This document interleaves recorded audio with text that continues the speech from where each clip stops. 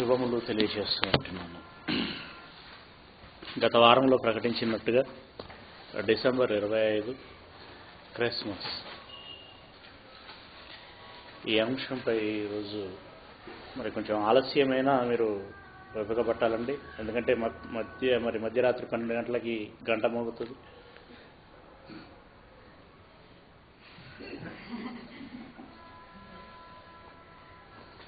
ఆలస్యమైన మీరు ఓపిక పట్టి విషయాన్నంతా గ్రహించేటువంటి ప్రయత్నం చేయాలి. ఓకే, ఆన్లైన్ ప్రేయర్కి ఎంతమంది సిద్ధమండి?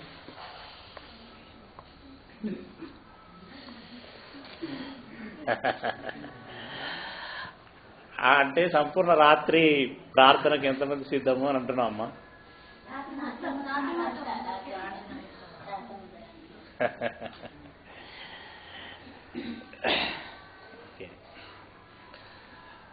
ప్రపంచం అంతా కూడా ఈ సమయమునందు మరి షాపింగ్లు చేస్తూ ఇంకంతా అలంకరించుకొని ఇంటి ముందు చెట్టును పెట్టుకొని ఇంటి పైన స్టార్ను పెట్టుకొని కాంపౌండ్లో ఒక గుడిసె వేసి ఒక తొట్టె కట్టి మరి కోలాహలంగా అంబరాన్ని అంటే అంత సంతోషాన్ని ఈ రాత్రి కాలము ఆస్వాదించేటువంటి ప్రయత్నం చేస్తున్నటువంటి వేళ సత్యాన్ని గ్రహించేటువంటి ప్రయత్నం మనం మన పక్షంగా చేద్దాం. క్రిస్మస్ అంటే సామాన్యంగా ఆ పదానికి ఉన్నటువంటి అర్థం అంటే క్రైస్ట్ అనేటువంటి పదం నుండి క్రీస్తు వచ్చింది. క్రైస్ట్ అనగా క్రీస్తు, మాస్ అంటే ఆరాధన, క్రిస్మస్ అంటే క్రీస్తును ఆరాధించే పండగ దాని అర్థం. కానీ ఈ క్రిస్మస్ అనేటువంటి ఈ పదం ఏ మూల భాషలో నుండి వచ్చింది అని మనం అర్థం చేసుకోగలిగితే, ప్రియులరా, ప్రపంచాలలో ఎక్కువగా వాడబడినటువంటి భాషలు కొన్ని ఉన్నాయి. వాటి సరసన లాటిన్ అనేటువంటి భాష కూడా ఒకటి ఉంటుంది. ఈ లాటిన్ పదాలైనటువంటి క్రిస్టో, KRISTO, CH కాదు, KRISTO, క్రిస్టో మస్సే అనేటువంటి పదాలలో నుండి వచ్చినటువంటిదే క్రిస్మస్. దీని భావం లేదా దీని అర్థం సూర్య భగవానుని పండుగ అని దాని అర్థం. క్రిస్టో మాస్ అంటే సూర్య భగవానుని పండుగ అని దాని అర్థం. ప్రియులరా, యేసు ప్రభు ఈ లోకములోనికి వచ్చేటప్పటికి ప్రపంచాన్ని ఒక మహాసామ్రాజ్యం పరిపాలిస్తున్నది. స్త్రీలలో ఎవరైనా చెప్పగలరా ఏంటా మహాసామ్రాజ్యం?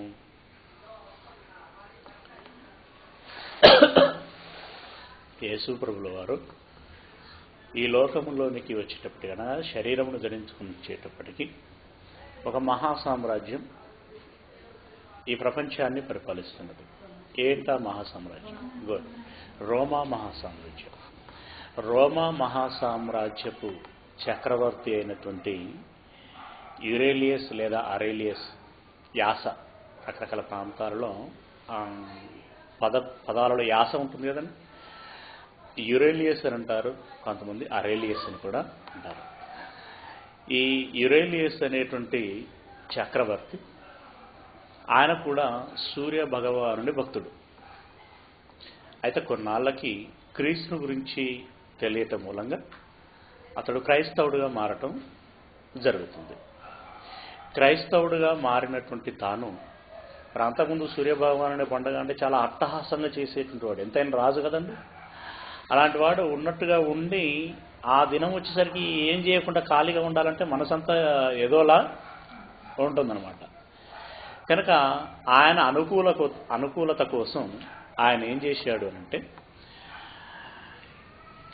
ఈ సూర్య భగవానుని పండగ ఏ దినమునైతే వస్తుందో ఆ దినమున యేసుక్రీస్తు యొక్క జన్మదిన పండగగా మనం చేద్దాము అని ఆ సంస్థానంలో ఉన్నటువంటి వారికి, ఆయన పరివారంలో ఉన్నటువంటి వారందరికీ కూడా ఆజ్ఞ జారీ చేయటం జరుగుతుంది. రాజు ఆజ్ఞ జారీ అయిందంటే ఇక ఆ సంస్థానంలో ఉన్నటువంటి వారు వాళ్ళకి ఇష్టం ఉన్నా లేకపోయినా ఇక ఆ పండగ చేయాలి. అలా క్రీస్తు శకము 4వ శతాబ్దము అనగా 4వ శతాబ్దంలో ఆయన క్రీస్తును తెలుసుకోవటం జరిగింది. 336వ సంవత్సరంలో ఈ క్రిస్మస్ అనేటువంటి పండగను ఆరంభించటం జరిగింది యూరేలియస్ చక్రవర్తి యొక్క ఆధ్వర్యంలో. ఇది కొన్నాళ్ళు ఇలా సాగిపోతూ ఉన్నది.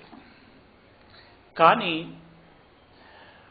ఒక రాజకీయ సంస్థ అనౌన్స్ చేసినటువంటి దానికి, ఒక మత సంస్థ అనౌన్స్ చేసినటువంటి దానికి చాలా తేడా ఉంటుంది. రాజకీయ సంస్థ అనౌన్స్ చేసినా కూడా అప్పటికింకా మత సంస్థ దానికి మద్దతును ప్రకటించలేదు. అయితే కొన్నాళ్ళకి ఏమైపోతుందంటే ఈ రాజు వలనే మిగిలిన అన్యులు కూడా క్రైస్తవులుగా మారుతూ వస్తున్నారు. ఇది ఎందుకంటే ప్రవాహం కదండి. ఆయన చెప్పినట్టుగా మరి ప్రవాహం వల్లే వారు వచ్చేదారు కదా, కొండల మీద వారు చేరెదరు అనేటువంటి మాటను బట్టి జనులందరూ మారుతూ ఉన్నారు. కానీ మార్పు అనేటువంటిది దేవుడు కోరుకునేటువంటి మార్పు ఒకటి, కానీ జనాలలో వచ్చేటువంటి మార్పు మరొకటి. అయితే వీళ్ళు మారుతూ ఉన్నారు. కానీ సమస్య ఏమవుతున్నది అని అంటే, చూడండి, మన వాళ్ళలో ఎవరైనా హైందవులు క్రైస్తవులుగా మారారనుకోండి, నాసంటుడు మామూలుగా అలా మారినప్పుడు కొత్తలో మారిన మొదటి సంవత్సరం 2 సంవత్సరాలు ఇలా ఎలా ఉంటాయంటే, ఈ దసరా, దీపావళి, సంక్రాంతి ఇలాంటి పండుగల యొక్క ప్రభావం అలాగే కొనసాగుతుంది. అంటే క్రైస్తవులైనా సరే ఆ పండగ వచ్చేసరికి అందరిలో ఒకరిగా మళ్ళీ వీరు కలుసుకోవటం జరుగుతూ ఉంటుంది. అంటే అందరి వల్లనే మళ్ళీ వీళ్ళు ఇంటిని అలంకరించుకోవటం, అందరి వల్లనే కొత్త బట్టలు కొనుక్కోవటం, అందరి వల్లనే మళ్ళీ పిండి వంటలు చేసుకోవటం, అందరి వల్లనే మాంసాది కార్యక్రమాలు, భోజన కార్యక్రమాలు ఇవన్నీ ఏర్పాటు చేసుకోవటం, ఇవన్నీ జరిగిపోతూ ఉంటాయి. పనిలో పనిగా మా అక్క పోతుంది గుడికి అని చెప్పేసి చెల్లిపోవటం, అమ్మ పోతుందని చెప్పి కూతురు పోవటం, ఇలా జరిగిపోతూ ఉంటుంది అన్నమాట. అంటే క్రైస్తవులైనా సరే మళ్ళీ సూర్య భగవానుని యొక్క పూజాది కార్యక్రమాలలో ప్రత్యక్షంగాను పరోక్షంగాను వీరు పాల్గొంటూ వస్తున్నారు. మరి ఖండితంగా మీరు వెళ్ళకూడదు అని వీళ్ళు ఎంతగా చెప్పినా అదంతగా ప్రభావితము చూపటం లేదు. ఎందుకంటే వీళ్ళు అనౌన్స్ చేసేదేమో చర్చిలో, వాళ్ళు చేసేదేమో ఇండ్లల్లో, వీళ్ళు పోయి ఇంటికి పోయి ఆపలేరు కదండి. అలాంటి పరిస్థితుల్లో ఆ రోజు మరి క్రైస్తవ సంఘముగా ఉన్నటువంటిది రోమన్ క్యాథలిక్ సంఘం. ఇక్కడ రోమా పట్టణంలో మొట్టమొదటి ప్రారంభమైంది అది. అంటే బైబిలికల్గా మాత్రం అంత్యకలో ప్రారంభమైందండి. బైబిల్ ప్రకారం అంత్యకలో ప్రారంభమైంది, కానీ అధికారికంగా ఈ లోకపరంగా ప్రారంభమైంది. లేదా ఒక దీని మీద ఒక బేస్ తీసుకున్నటువంటిది మాత్రం ఈ రోమా పట్టణంలో రోమియుల యొక్క ప్రభావం ఎక్కువ అన్నమాట. అప్పుడు వారికి ఉన్నటువంటి బిషప్ లైబేరియన్ అనేటువంటి వ్యక్తి, ఆయన కూడా ఆలోచనలు పడిపోయాడు. అవును కదా, వీరు క్రైస్తవులైనా సరే మళ్ళీ ఇలా పాల్గొంటున్నారు కదా, ఈ రాజు చేసిన ఆలోచన బాగుంది అని అనుకున్నాడు ఆయన. అరేలియస్ చేసినటువంటి ఆలోచనే బాగుంది.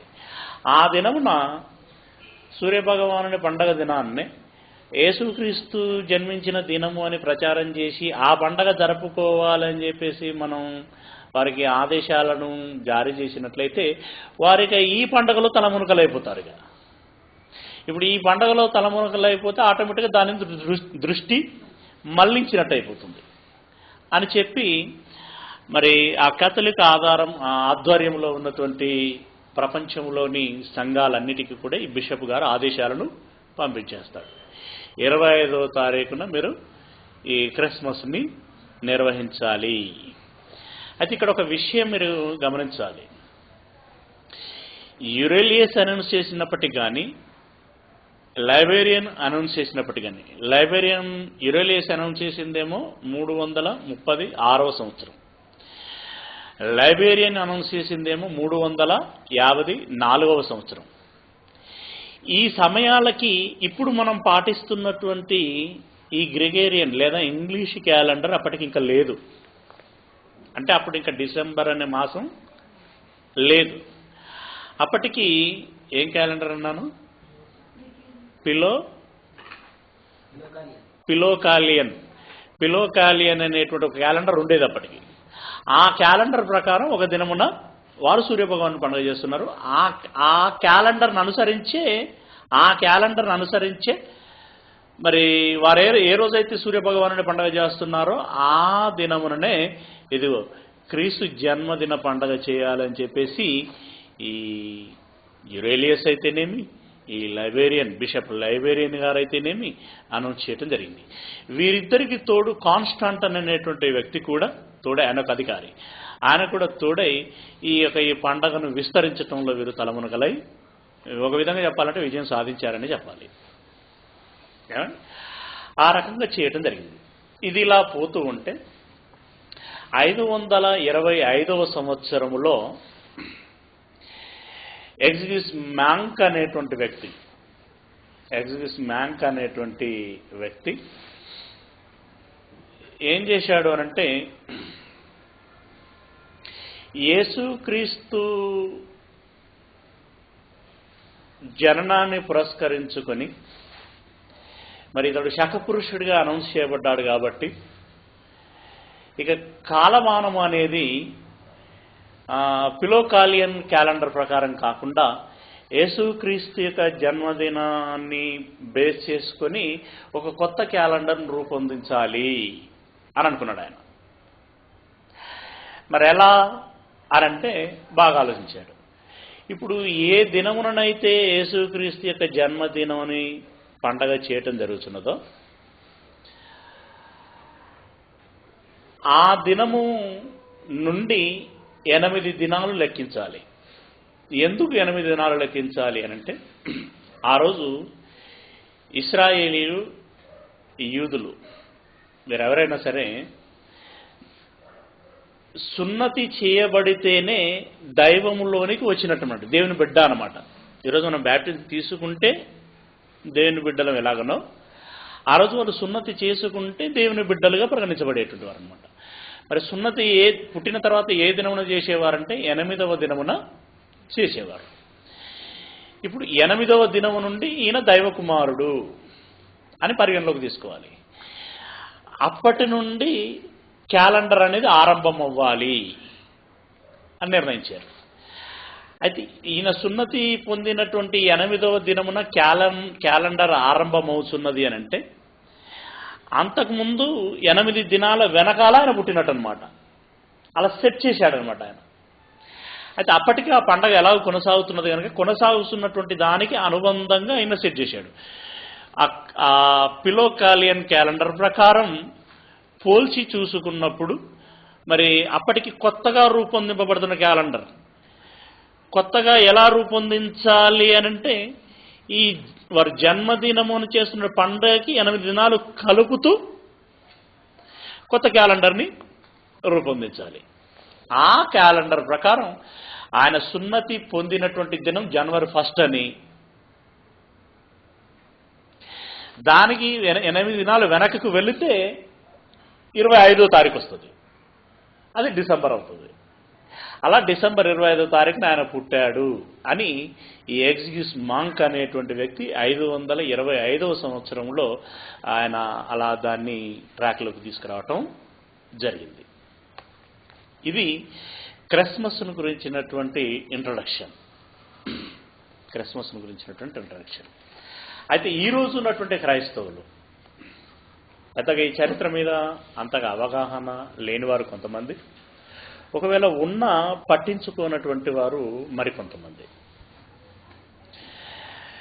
ఇక ఈరోజు మేము క్రిస్మస్ చేయటానికి గల కారణం అంటే మీరు దేని ఆధారంగా చేసుకుని క్రిస్మస్ చేస్తున్నారు అని అంటే ఒక రెఫరెన్స్ని చూపిస్తారండి.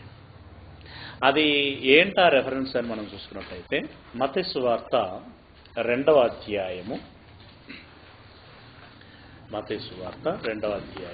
10వ వచనంలో నుండి. వారు ఆ నక్షత్రమును చూచి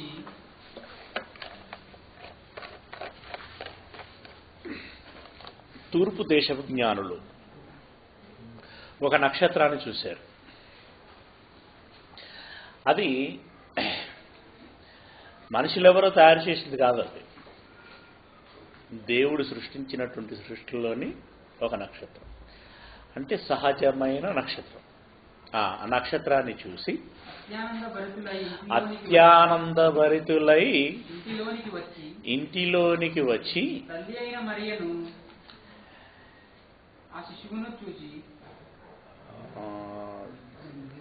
కొంచెం వాళ్ళకి అర్థం అవ్వడం కష్టంగా ఉంటుంది. ముందుకెళ్ళండి కొంచెం. 9వ వచనం 9 నుండి చూడండి.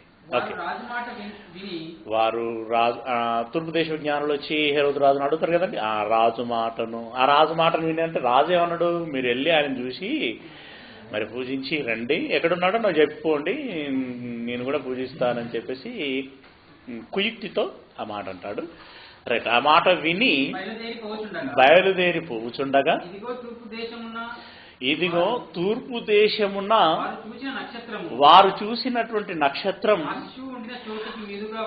ఆ శిశువు ఏ ఇంటిలోనైతే ఉన్నాడో, ఏమంటే ఇల్లని లేదు అక్కడ, ఆయన ఉన్న చోటికి అని అంటే మనం అనుకుందాం, ఆయన ఉన్నదే ఇల్లు అనుకుందాం, ఇల్లే కావచ్చు, పాకే కావచ్చు, మరేటైనా కావచ్చు, ఆయన ఉన్నటువంటి ఆ చోటికి వచ్చి నిలుచు వరకు వారికి ముందుగా నడిచెను. అంటే తూర్పు దేశంలో కనబడినటువంటి ఆ చుక్క ఏం చేసింది అని అంటే వారికి త్రోవ చూపించుకుంటూ ముందు నడుస్తా వచ్చింది. ఎక్కడ దాకా వచ్చిందనంటే యేసయ్య ఎక్కడైతే ఉన్నాడో, ఏమండి అది ఇలాంటి బిల్డింగే కావచ్చు, లేదంటే గుడిసే కావచ్చు, మరేదైనా కావచ్చు, ఇల్లు అని అనుకుందాం కాసేపు, ఎందుకంటే మనకు అర్థం అవటానికి. ఆయన ఉన్నటువంటి ఆ ఇంటి మీదికి వచ్చి అది ఆగింది. ఆగితే దాని అర్థం ఏంటనమాట, యేసు ప్రభు ఇందులోనే ఉన్నాడు, అవును ఇందులోనే ఉన్నాడు. అది తెలుసుకొని వారు ఏం చేశారు, లోనికి వచ్చి తల్లి అయినటువంటి మరియను ఆ శిశువును చూసి సాగిలపడి ఆయనను పూజించి, ఎవరిని పూజించి, యేసు ప్రభువును పూజించి, ఏమండి పూజించెను అనేటువంటి పదమున కంటే బలమైనటువంటి పదం ఏదంటే ఆరాధించటం అనేది దీనికంటే బలమైనటువంటి పదం. ఏమండి పూజించటం అనేటువంటి ఆ పదానికంటే బలమైనటువంటి పదం ఏదంటే ఆరాధన. అంటే ఇప్పుడు వారు పూజించారు అని అంటే ఆరాధించారు అని దాని అర్థం. ఎవరిని ఆరాధించారు, యేసు ప్రభువును ఆరాధించారు. ఆరాధించి పెట్టెలు విప్పి బంగారమును సాంబ్రాణిని గోళమును కానుకలుగా ఆయనకు ఇచ్చిరి. ఇది తూర్పు దేశపు వాళ్ళు యేసు జన్మించినటువంటి దినమున వచ్చి వారు పూజ చేశారు గనక మరి మేము కూడా ఈరోజు యేసు ప్రభువును ఆరాధిస్తున్నాము. అందుకే ఈ ఆరాధన పండగ చేస్తున్నాం. అందుకే క్రిస్మస్ అని అంటే ఇంగ్లీష్లో అనండి, దాన్ని తెలుగులో క్రీస్తును ఆరాధించే పండగ, క్రీస్తు ఆరాధన పండగ, దాన్ని ఇంగ్లీష్లో క్రిస్మస్.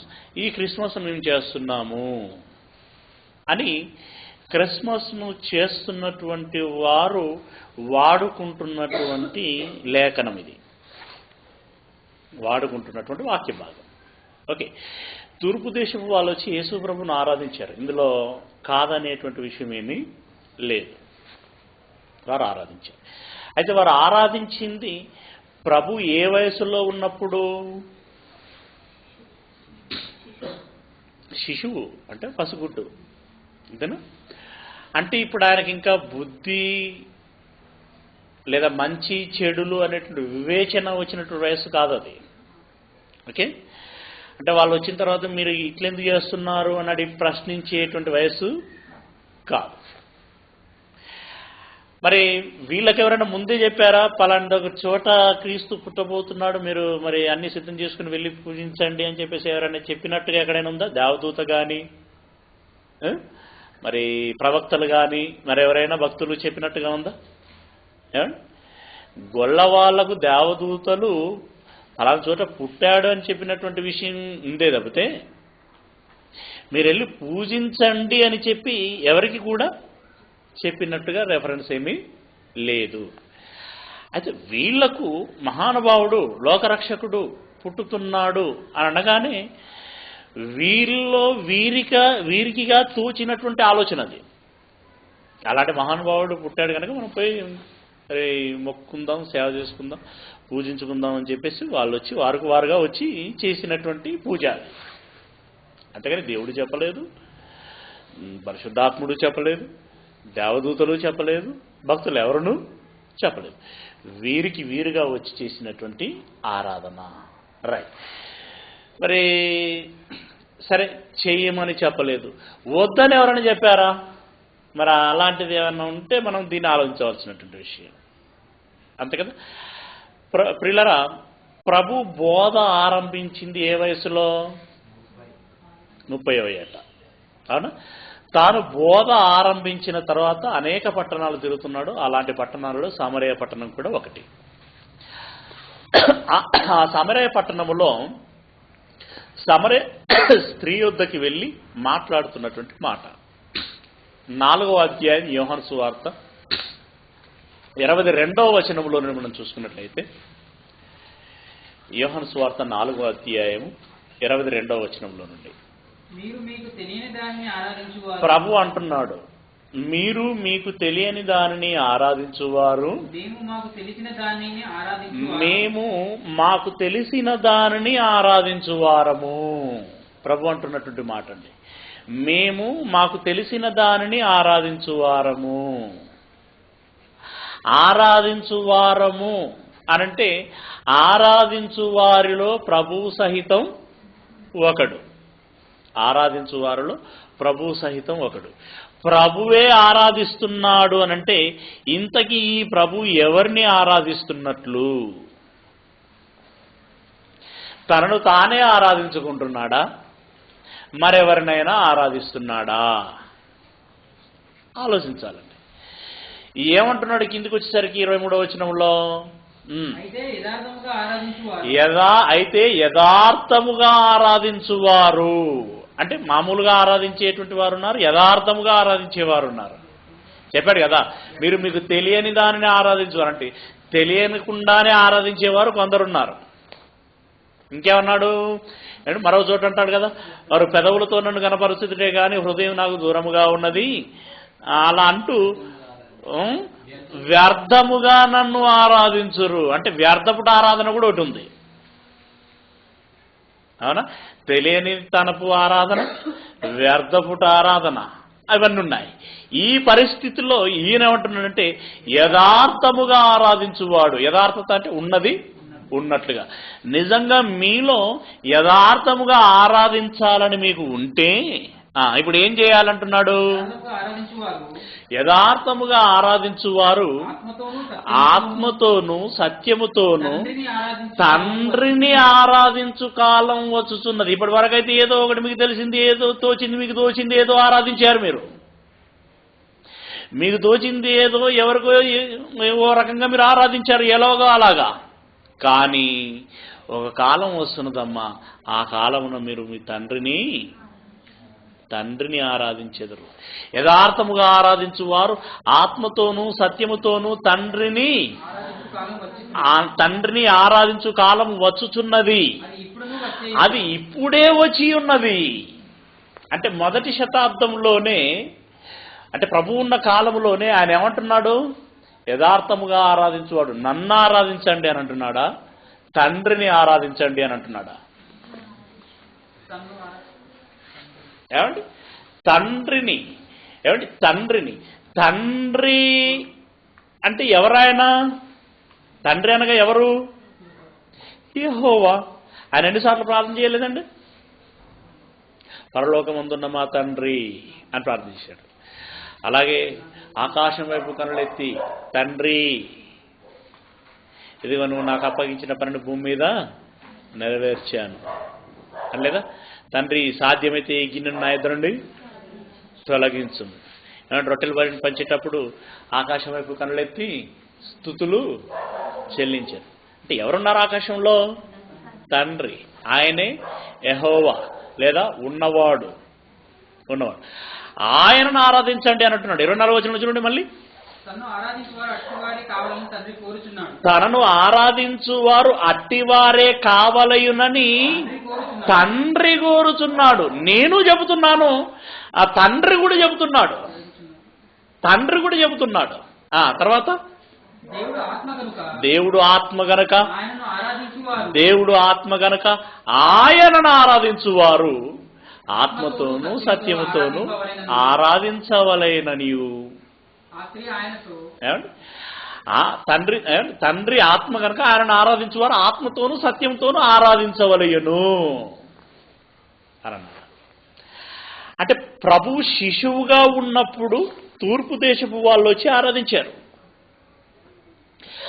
ప్రభు బోధింపనారంభించిన తర్వాత ఆరాధించవలసింది నన్ను కాదు, యథార్థముగా ఆరాధించాలని మీకు అనిపిస్తే మీరు తండ్రిని ఆరాధించాలి అని అన్నాడు.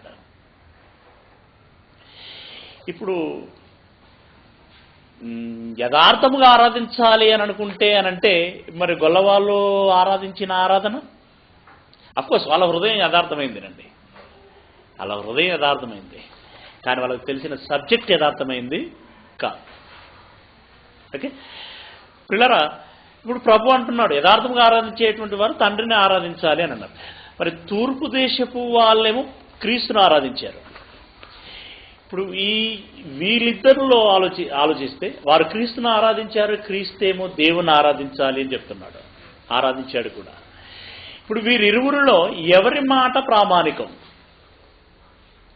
తండ్రిని ఆరాధించాలని చెప్పినటువంటి ప్రభు మాట ప్రామాణికమా, క్రీస్తును ఆరాధించినటువంటి తూర్పు దేశపు వారి యొక్క ఆరాధన ప్రామాణికమా? తండ్రిని ఆరాధించండి అని చెప్పిన ప్రభు యొక్క మాటే ప్రామాణికం. అంటే ఇప్పుడు వాళ్ళకి తోచిందంటే అప్పుడు వాళ్ళకి ఎవరు చెప్పలేదు, వాళ్ళకి తెలియలేదు, వాళ్ళు ఏదో చేశారు, అది యథార్థ హృదయంతో చేశారు, వాళ్ళని తప్పుపట్టేది ఏం లేదు.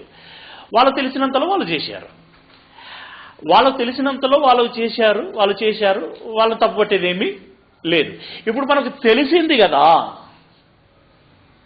ఎందుకంటే వ్రాయబడింది కదా, మనకి ఇవ్వబడింది కదా. ఇవ్వబడిన తర్వాత మరి వాళ్ళు చేసినట్టుగానే మేము చేస్తామనంటే, కళ్ళు లేని వాళ్ళు నడిచినట్టుగానే కళ్ళున్న మేము కూడా నడుస్తామనంటే దానికి ఏమైనా అర్థం ఉంటుందా అండి? ఏమంటే కళ్ళు లేని వాళ్ళండి ఒక కట్ట పట్టుకొని రోడ్డు మీద టిక్ టిక్ టిక్ అనుకుంటా పోతారండి. వాళ్ళు పోయిలు కదా, మరి మేము కూడా అట్నే పోతాండి, మాకు కర్రీ అంటే టిక్ టిక్ అనుకుంటా పోతామని. కళ్ళు ఉన్న వాళ్ళు అంటే ఎలా ఉంటుందండి? బాగుండదు కదా, బాగుండదు, చూడడానికి అసహ్యంగా ఉంటుంది. అవునా? ఎవరికి కూడా జాలి పుడుతుందా? కళ్ళు లేనివాడు అలా నడుస్తున్నాడు అని అంటే కొంత జాలి పుడుతుంది, పాపం అయ్యో అని చెప్పి మనం కూడా వచ్చే ఆశ్రయించి దాటిస్తాం. కానీ కళ్ళు ఉన్నోడు కళ్ళు మూసి టిక్కు టిక్కు అని పోతూ ఉంటే నాకు సహాయం చేయండి అని ఎవరు అన్నాడు అనుకోండి, ఎవరికి నీ జాలి పుట్టదు. ఏమంటారు? ఇంకా కోపం వచ్చేస్తుంది మనకి. ప్రియులరా, కానీ ఇక్కడ మనం ఆలోచించవలసిన విషయం ఏంటంటే తండ్రిని ఆరాధించాలి.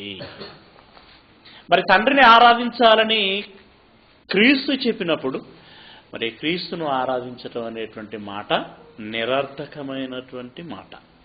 దీన్ని బట్టి క్రైస్ట్ మాస్ లేదా క్రిస్మస్ అనేటువంటి పదమే తప్పు. ఏ మాస్ ఉండాలి? గాడ్ మాస్ ఉండాలి. అవునా? ఏమండి? గాడ్ ఫాదర్ ఉన్నాడు కదా, గాడ్ ఫాదర్ మాస్ ఉండాలి. కానీ క్రైస్ట్ మాస్ ఉండకూడదు. ఆ పదమే తప్పు. క్రిస్మస్ అనేటువంటి పదమే తప్పు. ఆరాధన అంతకంటే తప్పు. పోనీ ఇదంతా పక్కకు పెట్టండి. నువ్వు క్రిస్మస్ అంటున్నావు. దీనికి ముందు ఎంత సందడండి, ఒక నెల రోజుల నుండి ఈ సందర్భం అంతా జరుగుతూ ఉంటుంది. ఎన్ని పోస్టర్లు వచ్చాయో, ఎన్ని రకాలైనటువంటి పోస్టర్లు అండి. యేసు క్రీస్తు జన్మదిన పండుగలు, జన్మదిన ఉత్సవాలు, గుడ్, క్రిస్మస్ సంబరాలు, ఇంకా mega Christmas, United Christmas, semi Christmas, grand Christmas, ఏమండి గొప్ప క్రిస్మస్ వేడుకలు. ఇలా ఏదేమైనా మొత్తానికి యేసుక్రీస్తు, వీటన్నిటి మీనింగ్ మొత్తానికి ఏంటంటే యేసుక్రీస్తు జన్మదిన పండుగలు అని. ఈ పండుగలు నెల దినముల ముందు నుండే ఆరంభించి ఇదిగో రేపటి సాయంకాలం కాదండి, జనవరి 1 వరకు కూడా చేస్తూ ఉంటారు. లాస్ట్ నైట్ వరకు, జనవరి 1 నైట్ అయిపోయేంత వరకు కూడా చేస్తూనే ఉంటారు. ఏమండి? మనోళ్ళకి పిల్ల దసరా ఉన్నట్టుగా ఏమండి వీళ్ళకు తల్లి క్రిస్మస్, పిల్ల క్రిస్మస్ కూడా ఉంటాయండి. ఇంకా ఏమండి ఇవన్నీ చేస్తూ ఉంటారు. ఈ పండగలన్నీ చేస్తూ ఉంటారు. అసలు ఈ పండగ విషయంలో ప్రభువు చెప్పిన మాట ఏంటి? అసలు మనోళ్ళకి ప్రభువు చెప్పిన మాటను పట్టించుకునే అలవాటు ఉందా లేదా? అసలు గతంలో చెప్పుకున్నాం కదండి,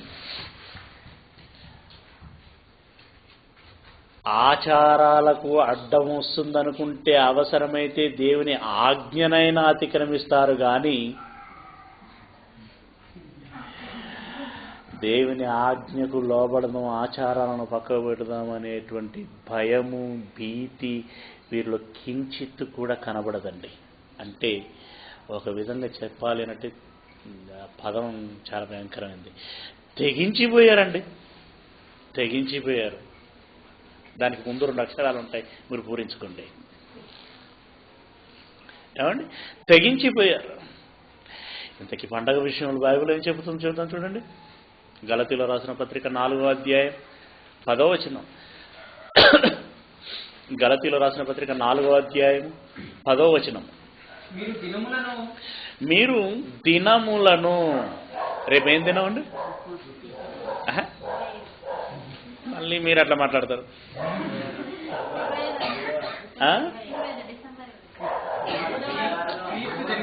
అది రేపేం దినం? యేసు జన్మదినం. ఏప్రిల్ వస్తే ఒకటి ఇంకో దినం వస్తుంది, అది మరణ దినం. అదే అసలు విషయం ఏంది? మరణ దినం. అవునా? దినాలు ఏమండి? జన్మదినం, మరణ దినం, ఇలా చాలా దినాలు ఉన్నాయి. అవునా? మీరు దినములను, మాసములను, ఉత్సవ కాలములను, రేపేం కాలం? ఉత్సవ కాలములను, సంవత్సరములను. యేసు పుట్టి ఇప్పటికి ఎన్ని వేల సంవత్సరాలు? 2013 సంవత్సరాలు. సంవత్సరములను. 25వ తారీఖు ఆయన పుట్టిన దినం, డిసెంబర్ ఆయన పుట్టిన మాసం 2013. ఆయన పుట్టి 2013 సంవత్సరాలు. మీరు దినములను, మాసములను, ఉత్సవ కాలములను, సంవత్సరములను ఆచరించుచున్నారు. ఇది ఏమన్నాడు? ఆచరించుచున్నారు. మీ విషయమై నేను పడిన కష్టము వ్యర్థమైపోవునేమో అని మిమ్మును గూర్చి నాకు భయం అవుతుందర్రా అని అంటున్నాడు.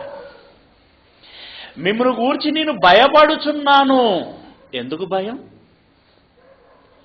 ఆయన వీళ్ళు చేస్తున్నారని భయమా, చేస్తా లేరని భయమా? చేస్తే భయం ఏంటండి? ఒప్పుకుంటున్నారా మీరు? ఏమండి, మీరు చేస్తున్నారని మిమ్మల్ని గూర్చి నేను భయపడుచున్నాను అనంటే ఇది పిల్లలు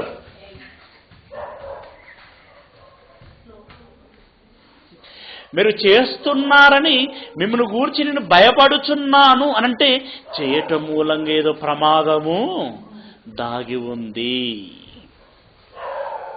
దినములను, మాసములను, ఉత్సవ కాలములను ఆచరించటం మూలంగా ఏదో ప్రమాదము దాగి ఉంది. అక్కడ పదము చూడండి, ఈ సంవత్సరములను మీరు ఆచరించుచున్నారు అని అంటున్నాడు. చూడండి ఏమంటున్నాడు? మీ విషయమై నేను పడిన కష్టం, మీ విషయమై నేను పడిన కష్టం అంటే మీ జ్ఞానం నేర్పించాలనండి. వారం అంటే వారానికి 2 దినములు మేడ్చల్ ఈ ప్రాంతానికండి చలైనా ఉకపోతైనా వర్షమైనా వచ్చి ఏమండి మీకేం చెప్పాలని ముందు చదువుకొని ఏమండి ఇక్కడికి వచ్చి చెప్పి పోవటం అనేటువంటిది ఏమండి మామూలుగా చూస్తే వచ్చి చెప్పిపోవటమే కదా అనుకుంటాం కదండి. దాన్ని అనుభవించేటువంటి వారికి తెలుసండి అది చాలా కష్టమైనటువంటి విషయం అండి. మరి నేను చాలా చిన్న తక్కువ దూరంలో వచ్చి ప్రయాణం చేసి ప్రకటిస్తున్నాను. కానీ పౌలు గారండి పాపం దేశాలే పర్యటన చేశాడు. ఆయన ఇంకెంత కష్టపడి ఉండాలండి. మీకు నేను ప్రకటించి కష్టపడ్డాను. మీ విషయమై నేను పడిన కష్టము అంటే ఏం కష్టపడ్డాడు? ఏది చెయ్యాలి, ఏది చేయకూడదు, ఎలా నడుచుకోవాలి, ఏ విధంగా ఉండాలని నేను బోధించి పడిన కష్టం వ్యర్థమైపోవునేమో అని మిమ్మును గూర్చి నేను భయపడుచున్నాను. అంటే ఇప్పుడు ఈ మాటను బట్టి ఆయన పండగలు, ఈ పర్వదినాలు, ఈ ఉత్సవ కాలములు ఏమంటే ఈ దినములు, మాసములు, సంవత్సరములు ఆచరించమంటున్నాడా వద్దంటున్నాడా ఆయన? అదేంటారు ఆయన సగం సగం ఇటంటాడు. గుడ్, ఆచరించొద్దంటున్నాడు. ఆచరించొద్దంటున్నాడు అంటే చేయొద్దు అంటున్నాడు. కానీ మన వాళ్ళ పట్టేంటి? ఏదైతే వద్దంటాడో వద్దు మీరు చేయొద్దు అని ప్రభువు చెప్పాడు, పరిశుద్ధాత్ముడు చెప్పాడు, పౌలు కూడా చెప్పాడు. కానీ మన వాళ్ళు ఏమంటారు? పౌలుకి ఏం తెలుసండి? మర్మమై ఉన్న రహస్యం ఇంకెక్కడ మర్మమై ఉందో. బైబిల్లో రాయబడిన రహస్యాల కంటే ఇంకేం రహస్యాలు ఉన్నాయండి?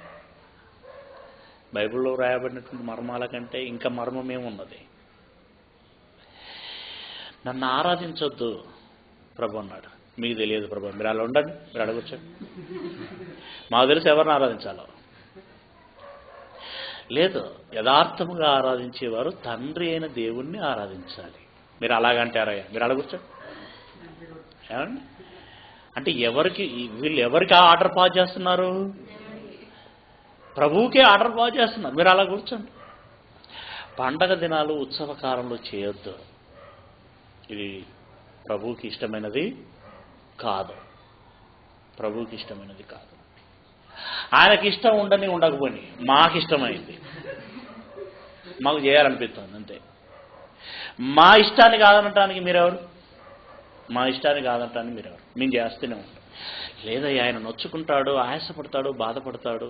తండ్రి ఒకడు ఉండగా ఆయనను కాదంటూ క్రీస్తు యేసును మాస్ చేస్తుంటే ఆయన బాధపడతాడు, ఫీల్ అయిపోతాడు అని అంటే నో. ఆయన ఫీలే అవని ఏమండి మరేమన్నా అవని మేము చేసేది మాత్రం మేము చేస్తాము అని అంటున్నాం. అంటే వీరు ఎవరి మాటను లెక్కలోనికి తీసుకోవటం లేదండి, ప్రభు యొక్క మాటని లెక్కలోనికి తీసుకోవటం లేదు, పౌలు గారి యొక్క మాటనే లెక్కలోనికి తీసుకోవటం లేదు. మేము చేసేది మేము చేస్తాము అని అంటున్నారు. ఏమండి, నాశనమునకు మొన్న మంచి మాట అందించాడు. ఏమండి, చచ్చే ముందట తెలివి ఒకటి బాగుంటుంది, చావు తెలివి బాగుంటుందట. వీళ్ళ కూడా నాశనానికి వెళ్ళే ముందు ఇలాంటి అధిక తెలివులు అంటే బాగా వస్తూ ఉంటాయి. ఇవన్నీ చూసేసరికి ఒక సామాన్యుడికి ఏమనిపిస్తుందంటే, ఇప్పుడు రేపు ఉన్నాం అనుకోండి, ఉట్టి చేతులు ముందర పెడితే మనం కూర్చుంటాం, వాళ్ళేమో ఏమండి ఇక మంచిగా స్నానాది కార్యక్రమాలు, కొత్త వస్త్రాలు వేసుకొని, తెల్ల వస్త్రాలు వేసుకొని, బైబిల్ పట్టుకొని, నచ్చి మీద కొంగేసుకొని, అలా తల ఉంచుకొని, ఏమండి అలా గుడిలోనికి వెళ్ళి సాంగ్స్ అండి అలా పాడుతూ వస్తూ ఉంటే చూసేవాళ్ళు ఎవరిని భక్తులు అంటారో చెప్పండి. వీడేంద్ర అండి బజార్ పట్టుకుని తిరుగుతున్నాడు, వాళ్ళు ఎంతమంది చక్కగా చర్చికి వెళ్ళేసి వస్తున్నారు. అంటే నాశనమునకు పోయేటువంటి బలం, అది నాశనమునకు పోయేటువంటి బలం. ప్రియులారా, ఇది ముగ్గురు గుర్తెరగాలి. రైట్, దీన్ని సపోర్ట్ చేసేటువంటి మరొక మాట చదువుకుందాం. కొలస్సీలో రాసినటువంటి పత్రిక 2వ అధ్యాయము 16వ వచనము. కొలస్సీలో రాసినటువంటి పత్రిక 2వ అధ్యాయం 16వ వచనము. కాబట్టి అన్నపానముల విషయములోనైనను, పండుగ చూసారా, పండుగ, అమావాస్య, విశ్రాంతి దినము అను వాటి విషయములోనైనను మీకు తీర్పు తీర్చనెవనికి అవకాశం ఇవ్వకండి. ఏం బాబు రేపు డ్యూటీకి వస్తున్నావు కదంటే, సార్ రేపు నేను రానండి. ఎందుకు? రేపు మా పండుగ ఉన్నదండి. ఏం పండుగ? క్రిస్మస్ పండుగ ఉన్నదండి. అంటే రేపు పండుగ చేసుకుంటారా మీరు? అంటే ఎందుకు, ఏ సందర్భంగా రేపు పండుగ చేసుకుంటారు మీరు? అంటే మా యేసుప్రభు పుట్టిన దినం ఉండేది రేపు అని అంటారు. అవునా, యేసుప్రభు పుట్టిన జన్మదిన పండుగనా? అవును, మరి యేసుప్రభు 25వ తారీఖున పుట్టాడని మీ బైబిల్లో రాయబడి ఉందా అని అన్నాడు అనుకోండి ఒక అన్యుడు. మన వాళ్ళు ఏం చూపెడతారండి? లేదండి, బైబిల్లో లేదు. మరి బైబిల్లో లేదు కూడా చేస్తారా మీరు అన్నాడు అనుకోండి, ఇగిలిస్తాడంతే. బైబిల్లో లేనిది కూడా చేస్తారా అనంటే ఇగిలిస్తాడంతే. అంటే బైబిల్లో లేనిది కూడా చేస్తున్నాము అనంటే ఇప్పుడు ఎవరిని అతిక్రమిస్తున్నట్టు మనం ఆలోచించండి. బైబిల్ను మనం గౌరవించినట్ట, అతిక్రమించినట్టు.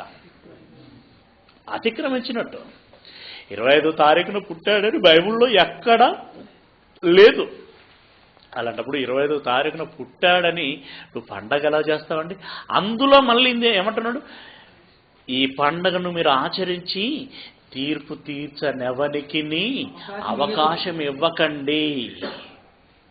తీర్పు తీర్చనెవనికి అవకాశం ఇవ్వకండి అనంటే, ఇప్పుడు నువ్వు డిసెంబర్ 25వ తారీఖున యేసుక్రీస్తు పుట్టాడని నువ్వు చెబితే, మరి డిసెంబర్ 25వ తారీఖున యేసుక్రీస్తు పుట్టాడని బైబిల్ చెప్పిందా అని వారు అడిగితే చెప్పలేదు అని నువ్వు చెప్తున్నావు అనంటే, మరి చెప్పకుండా మీరు చేస్తున్నారంటే దేవుని మాటను బట్టి కాదు కదా మీరు పండగ చేసేది అని వాడు ఏలెత్తి చూపుతున్నాడు కదా.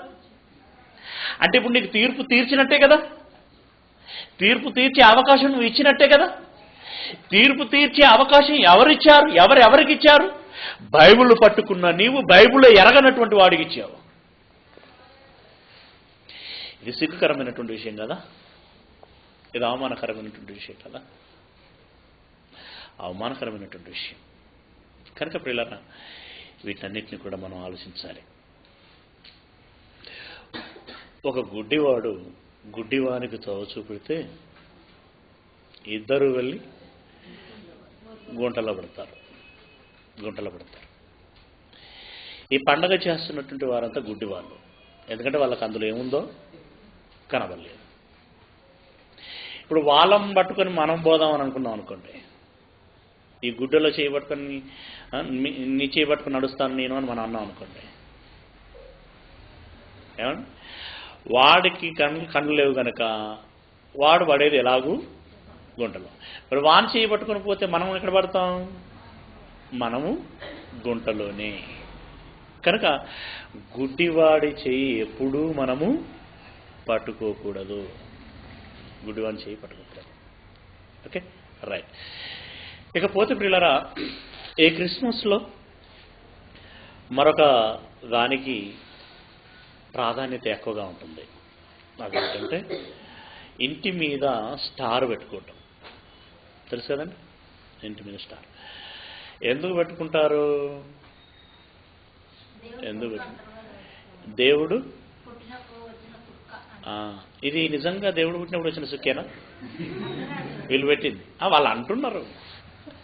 అన్నంత మాత్రాన అవుతుందా అండి? ప్రారంభంలోనే చెప్పుకున్నాం, ఆయన పుట్టినప్పుడు వచ్చిన చుక్క సహజ సిద్ధమైనది. రెండవది, ఆయన ఉన్నాడని ఉన్న చోటికి వచ్చిందా, లేదా చుక్క ఉన్న చోటికి ప్రభు వచ్చాడా? ప్రభు ఉన్న చోటికి చుక్క వచ్చిందా, చుక్కున్న చోటికి ప్రభు వచ్చాడా? ప్రభు ఉన్న చోటికి చుక్క వచ్చాడు. Okay, very good. అది సహజ సిద్ధమైనటువంటి చుక్క. ఇప్పుడు మన వాళ్ళు పెట్టేది కరెంటు పోతే పోయే బుగ్గ, అంతేనా?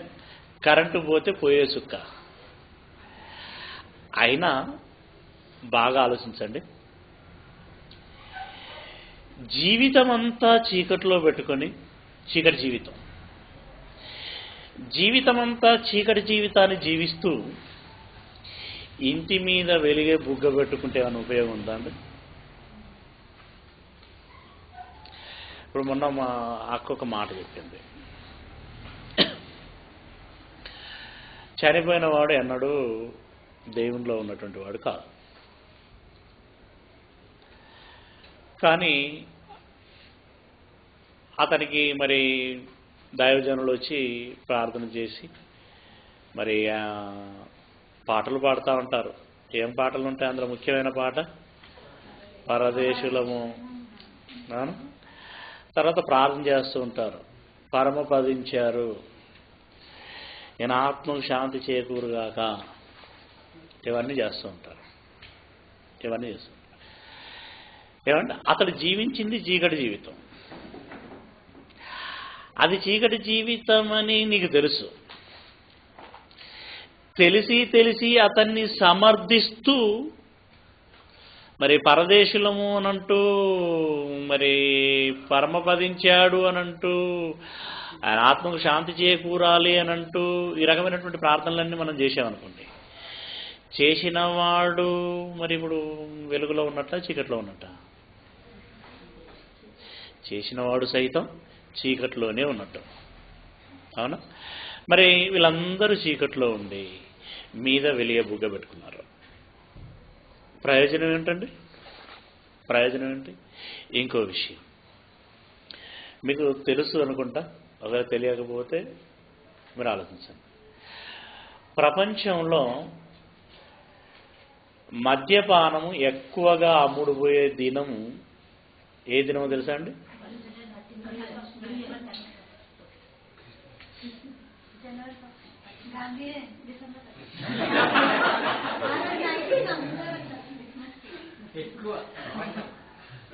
అది ఇండియా గురించి చెప్తున్నావు వచ్చిన గాంధీ జయంతి అంటే ఇండియా, అవునా?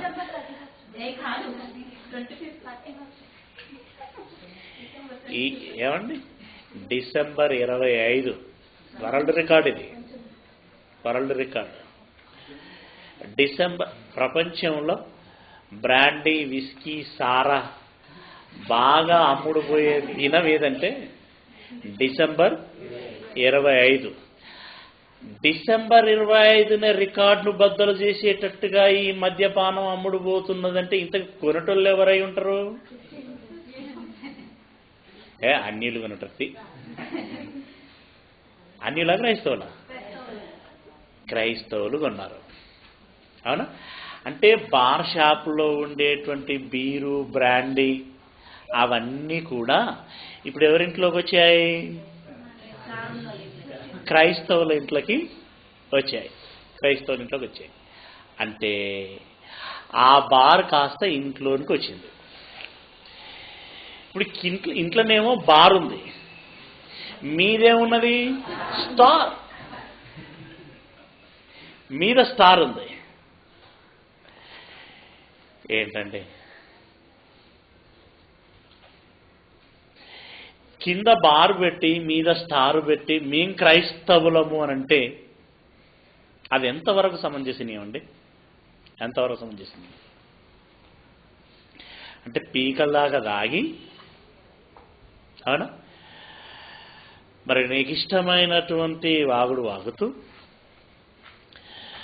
మీద స్టార్ పెట్టి మీ క్రైస్తవులమని నువ్వు అనుకుంటున్నావంటే నువ్వు అనుకోవటం వరకే అవుతుందే తప్పితే దేవుడు మాత్రం జీవితంలో అనడు నిన్ను క్రైస్తవుడవు అని. అంటాడా? క్రైస్తవుడు అంటే క్రీస్తును పోలి నడుచుకోవాలి. క్రీస్తు ఎప్పుడన్నా కింద బార్ పెట్టాడండి? ప్రియులారా, మరో విషయం ఏంటంటే ఎందుకు పెట్టుకుంటారు ఈ స్టార్ అనంటే మనం క్రైస్తవులం అని తెరవాలి కదండి. ఆహా, కింద బార్ పెట్టి నువ్వు స్టార్ పెడితే మీద స్టార్ పెడితే నువ్వు క్రైస్తవుడు అని తెలవాలి. మరి తెలవాలి, ఎలాగైనా తెలియదు. ఎందుకంటే నువ్వు నీ చేష్టలను బట్టి ఎలాగూ తెలియదు. నీ చేష్టలను బట్టి క్రైస్తవుడు అని ఎలాగూ తెలియదు.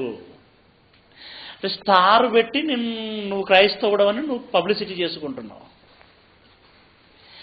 మరి అసలు నువ్వు క్రైస్తవుడు అని తెలవవలసింది స్టార్ బట్టా నీ ప్రవర్తనను బట్టా? మీ హృదయముల మీద వ్రాయబడినటువంటి మా పత్రిక అయి ఉన్నారు అనంటే తెలియబడవలసింది మన ప్రవర్తన ద్వారా, మన మాటలు, మన చేతలు, మన క్రియలన్నిటిని బట్టి, మన నడతను బట్టి మనం క్రైస్తవులమని తెలియాలి తప్పితే మీద స్టార్ను పెట్టుకున్నంత మాత్రాన మనం క్రైస్తవులమని ఎన్నడూ అనబడము. ఇంతకీ మరి నిజంగా మనకు కావలసినటువంటి స్టార్ ఏది నిజమైన స్టార్? ఒకసారి మనం బైబిల్ చూసేటువంటి ప్రయత్నం చేద్దాం. ఫిలిప్పీలో రాసిన పత్రిక 2వ అధ్యాయము, ఫిలిప్పీలో రాసిన పత్రిక 2వ అధ్యాయము 16వ వచనం.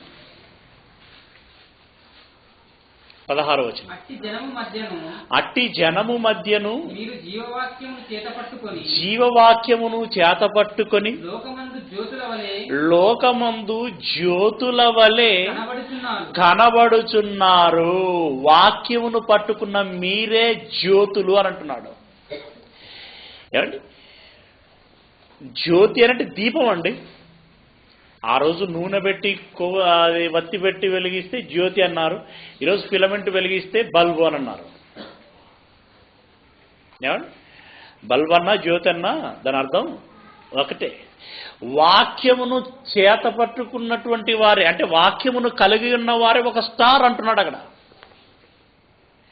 మరి నువ్వే ఒక స్టార్ అయితే మీద మళ్ళీ స్టార్ అవసరత లేదు. మీద స్టార్ పెడుతున్నావంటే నువ్వు స్టార్ కాదనమాట. నువ్వు స్టార్ ఎందుకు కాదు అనంటే నీలో వాక్యము లేదు గనక. అసలు నీలో వాక్యం ఉంటే వాక్యం ఉన్నవాడెవ్వడు మీద స్టార్ పెట్టడు. వాక్యం ఉన్నవారెవ్వరు మీద స్టార్ పెట్టరండి. వాక్యమును కలిగి ఉన్న మీరే ఒక స్టార్ అంటున్నాడు. ఇంకా చూడండి, ఇంతకంటే శ్రేష్టమైన వాక్యం మనకు వస్తున్నది.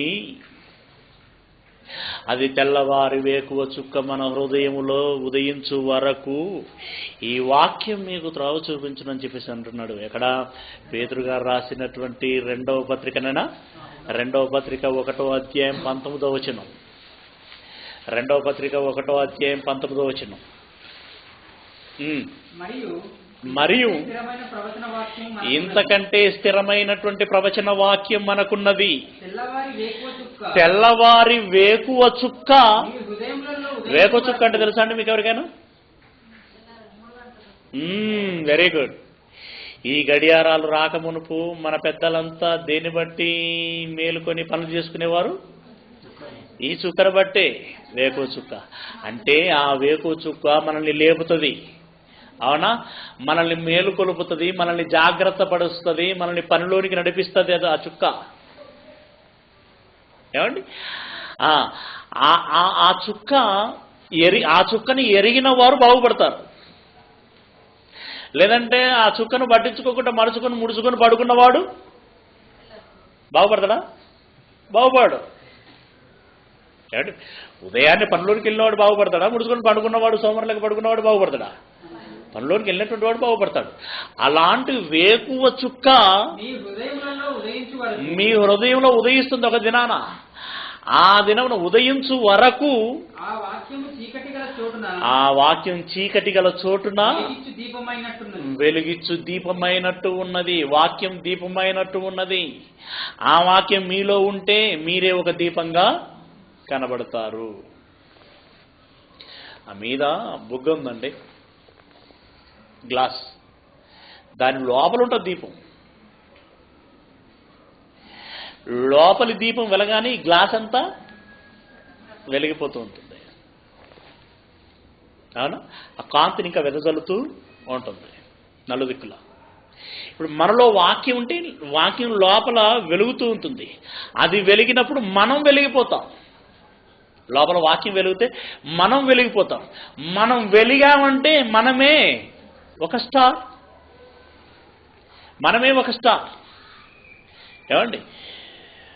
లోకంలో ఉన్నటువంటి డూప్లికేట్ స్టార్లం కాదు మనం. నటులకు ఇచ్చారు చూడండి, వారు నటించినందుకు వచ్చిన స్టార్లు. అవి నటించినందుకు వచ్చిన స్టార్లు. కానీ మనం జీవించినందుకు వచ్చిన స్టార్ అండి ఇది. నటనకు జీవితానికి చాలా తేడా ఉంది. నటన అంటే 2 గంటలు యాక్టింగ్ చేసి వెళ్ళటం, కానీ జీవించటం అంటే మరణం వరకు అలా నడుచుకోవటం. ఎవరు గొప్ప? జీవించినోడు గొప్ప నటించిన వాడికంటే. నటించిన వాడికి ఇచ్చిన స్టార్లు super star, megastar, rebel star, ఈ స్టార్లు ఉన్నాయి చూడండి.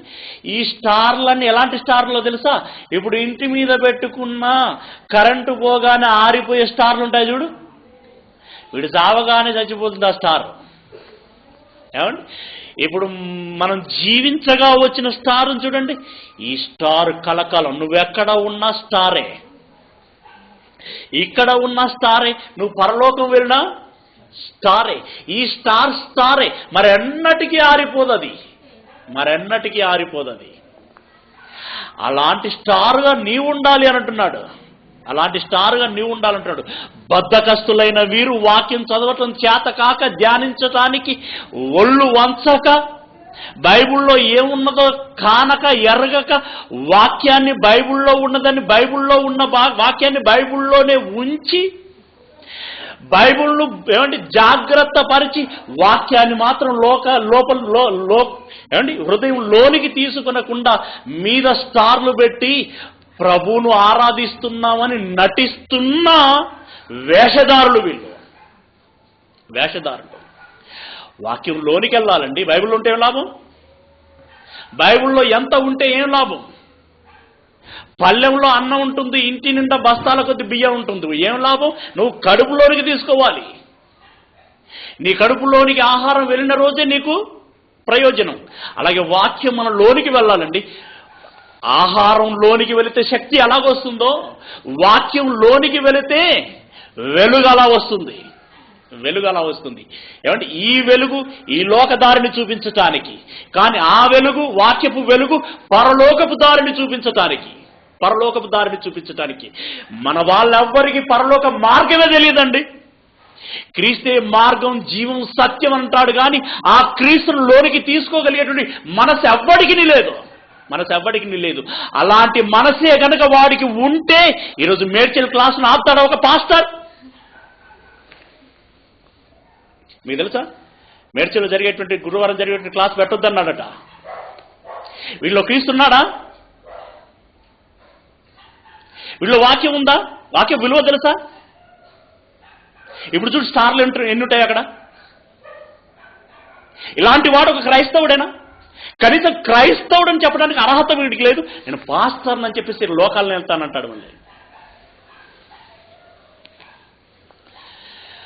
తెల్లవారు వేకువ చుక్క మీ హృదయంలో ఉదయించాలి. తెల్లవారి వేకువ చుక్క మీ హృదయంలో ఉదయించాలి. ఇంతకీ ఆ చుక్క ఎవరు? ప్రకటన గ్రంథం 22వ అధ్యాయం 6వ వచనమా 16వ వచనం? 16వ వచనం. ప్రకటన గ్రంథం 22వ అధ్యాయం 16వ వచనం.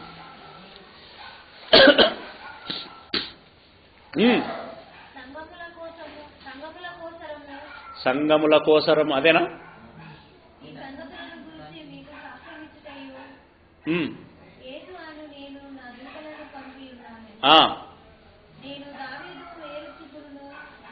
నీ దావీదు వేరు చిగురును సంతానమును మళ్ళీ చదువయ్యా అక్కడ దావీదు కాచని నేను దావీదు వేరు చిగురును కనబడిందా అండి అందరికి?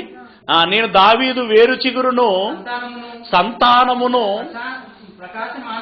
ప్రకాశమానమైన వేకువ చుక్కను. హూ ఇస్ ద వేకువ చుక్క? ఏమండి? యేసుక్రీస్తు. ఎందుకు? నిన్ను మేలుకొల్పుతాడు, నిన్ను లేపుతాడు, నిన్ను నడిపిస్తాడు. త్వరపడు, లే లే లే, టైం లే, వెళ్ళాలి. ఎక్కడికి? పరలోకం వెళ్ళాలి. అలా నిన్ను మేలుకొల్పే వేకువ చుక్క క్రీస్తు యేసు. వేకువ చుక్క. ఆ వేకువ చుక్క ఎక్కడ ఉదయించాలట? మన హృదయంలో. ఎప్పుడు మన హృదయములో ఉదయించబడుతుంది ఆ చుక్క? ఆ చుక్క మన హృదయంలో ఎప్పుడు ఉదయించబడుతుంది? ఎవరిలో ఉదయించబడుతుంది? అది ఎవరిలో ఉదయించబడుతుంది? స్టార్ పెట్టి రా యేసయ్య రా అన్నవారిలోనా? ఏమండి? ఎవరిలో ఉదయిస్తుందో చూడండి. అదే ప్రకటన గ్రంథం 2వ అధ్యాయము 2వ అధ్యాయం ఎన్నో వచనం? 27,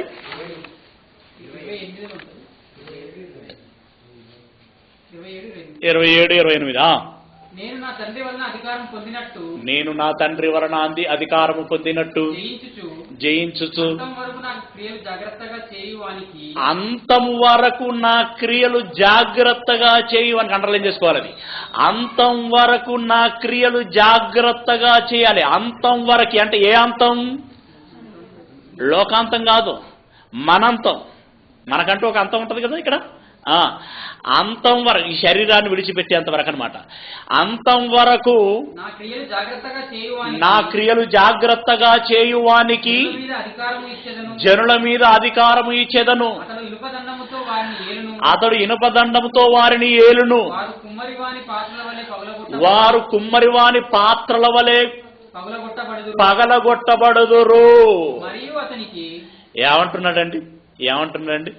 ఎవరైతే నా క్రియలు చేస్తారో ఆ క్రియలు చేసినటువంటి వాడు ఇనుపదండంతో ప్రజలను ఏలుతాడు. ఇనుపదండంతో ప్రజలను ఏలగా ప్రజలందరూ కూడా కుమ్మరివాని పాత్రల వలె పగలగొట్టబడతారు. ఒక దినము వీరికి ఉంది, వీరికి ఉన్నది. పగలగొట్టబడే దినం ఒకటి ఉంది. అది ఒక దినము ఉంది, అది మనం చూస్తాం. పగలగొట్టబడతారు. మరియు అతనికి వేకువ చుక్కనిచ్చేదను. ఎవరికి? అంతము వరకు దేవుని క్రియలను జాగ్రత్తగా చేసిన వాడికి వేకువ చుక్కనిచ్చేదను. ఎవరైతే క్రీస్తు యేసు క్రియలను చేస్తారో వారిలో క్రీస్తు ఉదయిస్తాడు.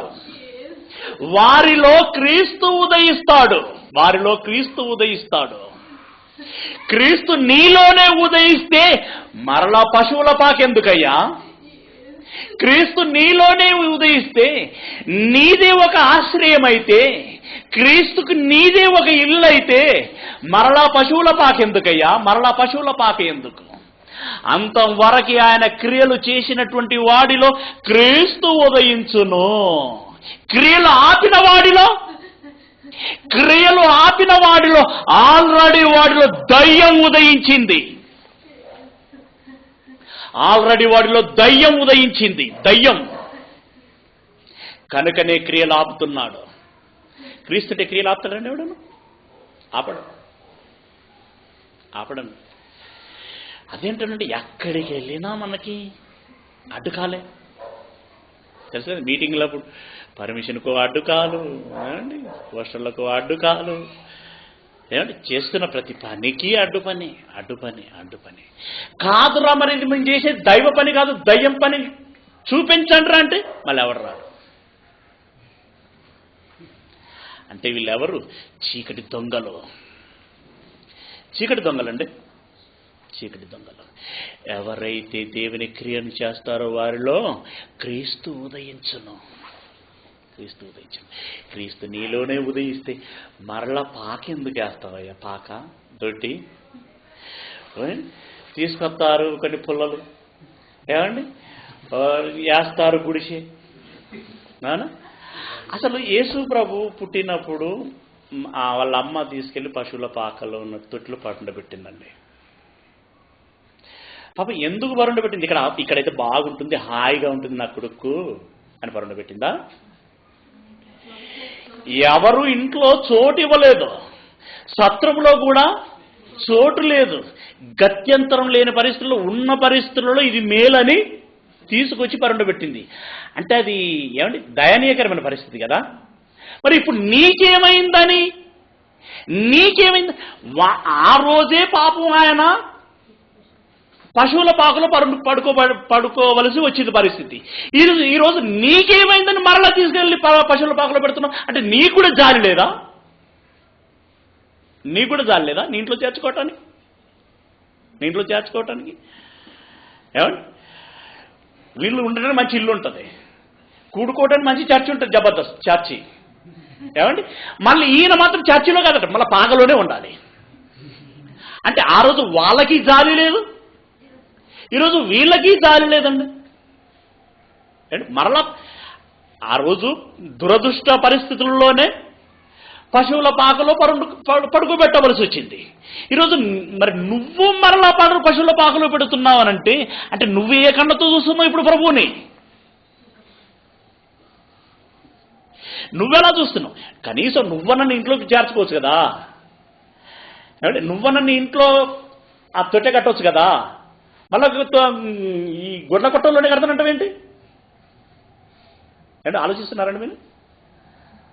దొడ్ల కొట్టంలో ఆ రోజు ఆ తల్లి పరుండబెట్టిందంటే గత్యంతరం లేని పరిస్థితి అనా, అదే బాగుంటుందనా? గత్యంతరం లేని పరిస్థితి అని. మరి ఈ రోజు నీకేమైంది? నిన్నెవడు కొడుతున్నాడు నీ ఇంట్లో తొట్టె కట్టడానికి? కొట్టం కట్టడం ఏంటి మళ్ళీ? ప్రియులరా, లేకపోతే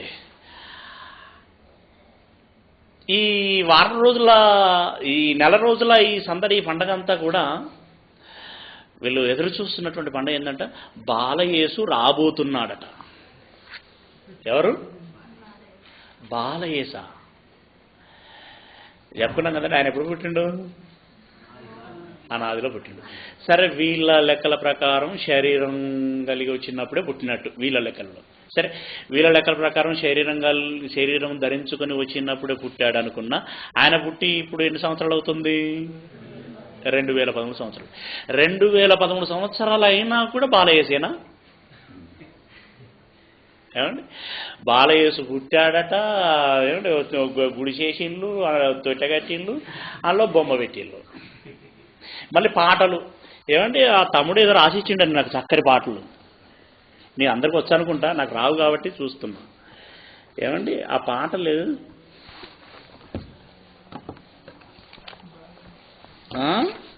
తొట్టలో బరుండబెట్టి రేపు ఆడతారండి.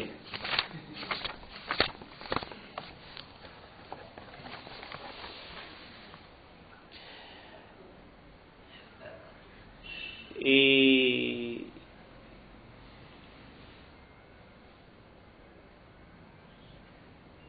లాలి లాలి లాలమ్మ లాలి లాలి అని పాడరే బాలయేసునకు. తెలుసా అండి మీ పాట?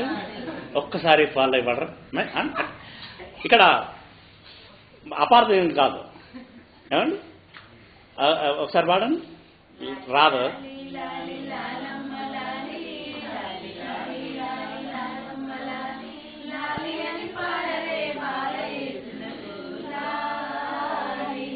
చెప్పండి. బాలయేస ఇప్పుడు ఆయన?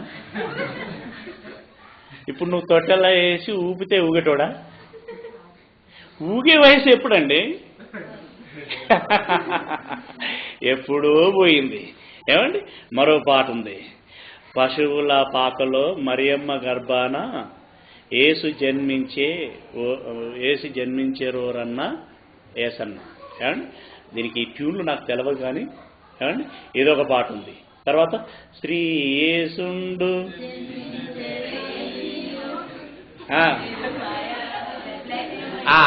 అది అది అది గట్టిగాను, యేసు నేడు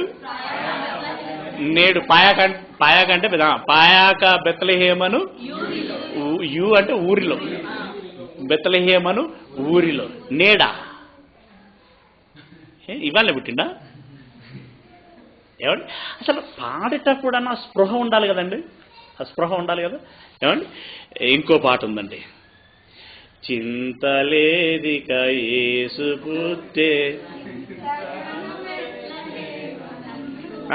కంప్లీట్ చేయండి అది.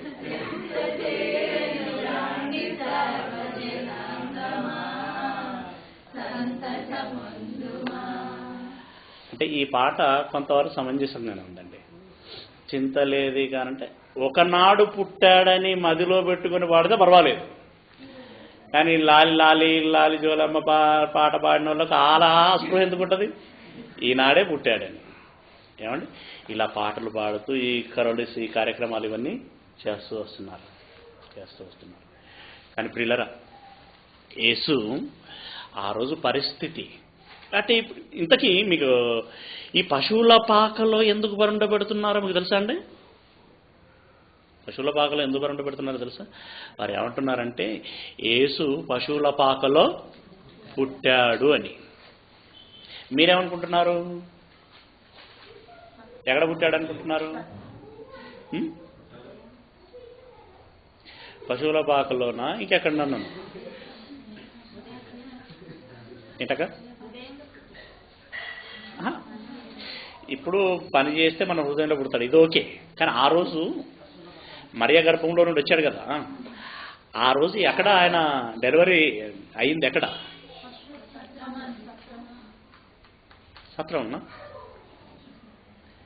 సత్రంలో పశువుల పాకలనా ఇంకెక్కడన్నా? చూడండి ఏముంటుంది చూడండి. లూకా సువార్త 2వ అధ్యాయం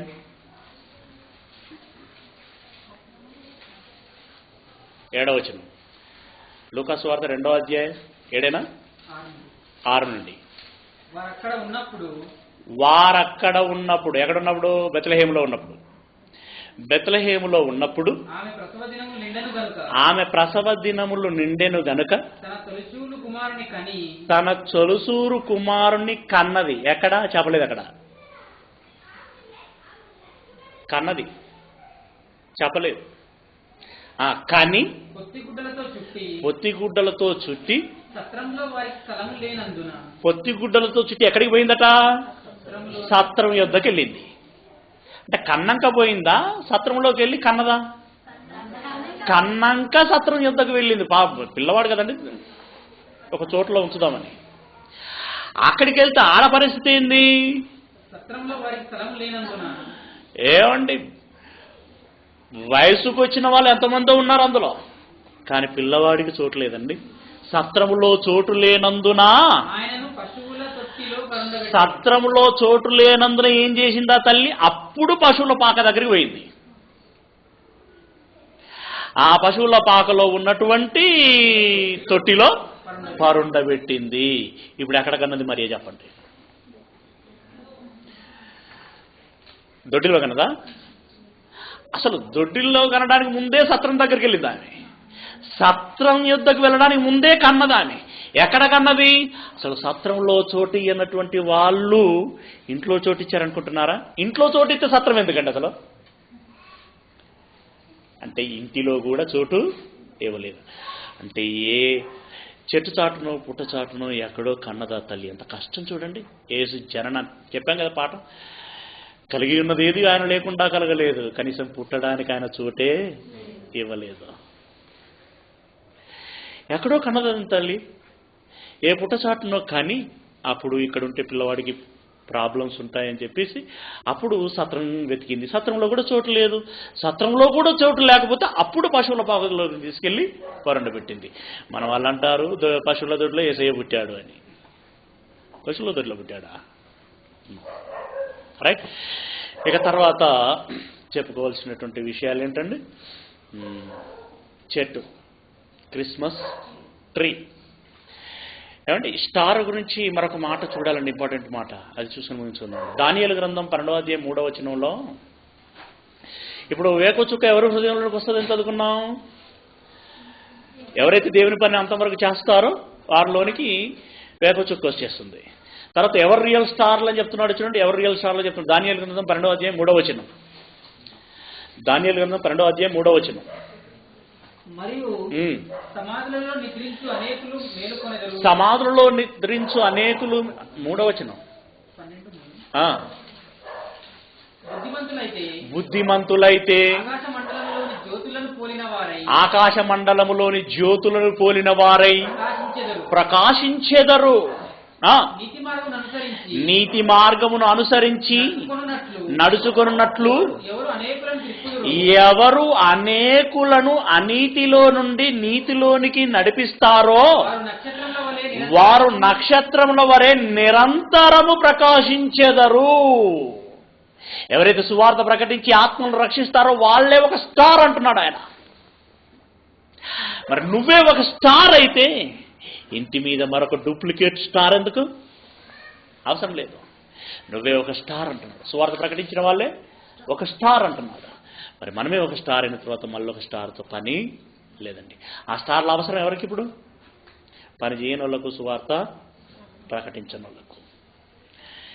ఇది మీరు గుర్తుంచుకోవాలి. రైట్. ఇక చెట్టు అండి. ఈ చెట్టు మామూలుగా మన వాళ్ళు క్రిస్మస్ ట్రీ అని అంటారు దాన్ని. యాక్చువల్గా దాని పేరు ఫర్ అనేటువంటి పేరు. జర్మనీ దేశంలో మరి మొట్టమొదటిగా ఆ చెట్టు కనిపించింది, ఫర్. దానికి మరో పేరు కూడా ఉంది, ఓక్ అని కూడా అంటారు. ఫర్ ఆర్ ఓక్, ఫర్ లేదా ఓక్. ఇది జర్మనీ దేశంలో ఉండేది. ఇప్పుడు మన వాళ్ళు హిందూ సాంప్రదాయంలో సెంటిమెంట్ ఏంటంటే, ఇంటి గడపలో చీపిరి గట్ట గంటలో ఇంత నిప్పేస్తే దయ్యం ఇంట్లోకి రాదు అనేటువంటి ఆలోచన ఎలాగైతే ఉందో, ఆ జర్మనీ దేశంలో ఉన్నటువంటి వాళ్ళకు ఉన్నటువంటి నమ్మకం ఏంటంటే, వారికి ఉన్నటువంటి విశ్వాసం ఏంటంటే, ఈ ఫర్ అనేటువంటి చెట్టు మన ఇంటి కాంపౌండ్లో, మన ఇంటి ముందు ఉంటే మన ఇంటిలోనికి దయ్యము రాదు అని. అలా వారు ఆ చెట్టును పెట్టుకునేటువంటి వారు. ఏమండి, దయ్యానికి చీపురు గట్ట గంటే ఏమండి రోకలి బండ ఈ చెట్లు అడ్డం అండి దయ్యం రావడానికి? అంటే జంగా జారదైంది. దయ్యానికి ఇవి ఏమీ అడ్డం కాదు. అడ్డం వల్ల ఏదైనా ఉన్నది అని అంటే వాక్యమే అడ్డం. ఓకే ప్రియులారా, అలా జర్మనీ దేశంలో ఆ సెంటిమెంట్ ఉండేది. ఆ జర్మనీ దేశంలో ఉన్నటువంటి ప్రిన్స్ అంటే రాజకుమారుడు ఆల్బర్ట్ అనేటువంటి వ్యక్తి ఇంగ్లాండ్ దేశానికి పోయాడు ప్రయాణం మీద. పోతూ అక్కడున్న వాళ్లకు దీన్ని పరిచయం చేయించాలని ఈ చెట్టును పట్టుకొని పోయాడు. అక్కడ వాళ్ళకేం సమస్య ఉందో ఏం కదను కానీ ఈయనకి ఈ చెట్టును పట్టుకోపోతే దయ్యం తీసుకుపోయాడు. ఇదిగో ఈ చెట్టు మన ఇండ్లలో ఉంటే దయ్యం మన ఇండ్లలోకి రాదు అని వాళ్ళు చెప్పి అక్కడ వాళ్ళకు పరిచయం చేయించాడు. అది అలా జర్మనీ నుండి ఇంగ్లాండ్ దేశానికి వెళ్ళింది. ఇంగ్లాండ్ దేశంలోనికి వెళ్ళిన తర్వాత అక్కడ మరి ఒక క్రైస్తవ భక్తుడు అనబడుచున్నటువంటి వాడు బెనిఫెస్ అనేటువంటి ఒక వ్యక్తి, ఆయన ఏం చేశాడు అంటే, ఎలాగో ఇది ప్రచారంలో ఉంది కదా, అక్కడ ప్రచారంలో ఉంది కదా అని చెప్పి ఒక క్రిస్మస్ పండగ వస్తున్నటువంటి సందర్భంలో మొట్టమొదటగా ఇదిగో ఈ చెట్టు మరి ఉంటే దయ్యము రాదట అని చెప్పి పండగ దినాన్ని పురస్కరించుకొని ఆ చెట్టును పెట్టి సాక్ష్యం పంచుకోవటం జరిగింది. సాక్ష్యం పంచుకుంటే ఆటోమేటిక్గా సంఘం అందరికీ తెలిసిపోతుంది కదండి. ఓ ఈ చెట్టు ఉంటే దయ్యం రాదట, ఈ చెట్టు ఉంటే దయ్యం రాదట అని తెలిసింది. నెక్స్ట్ క్రిస్మస్కి ఏమవుతుంది? ఆటోమేటిక్గా ఇక సంఘ వాళ్ళందరూ పెట్టుకుంటారు.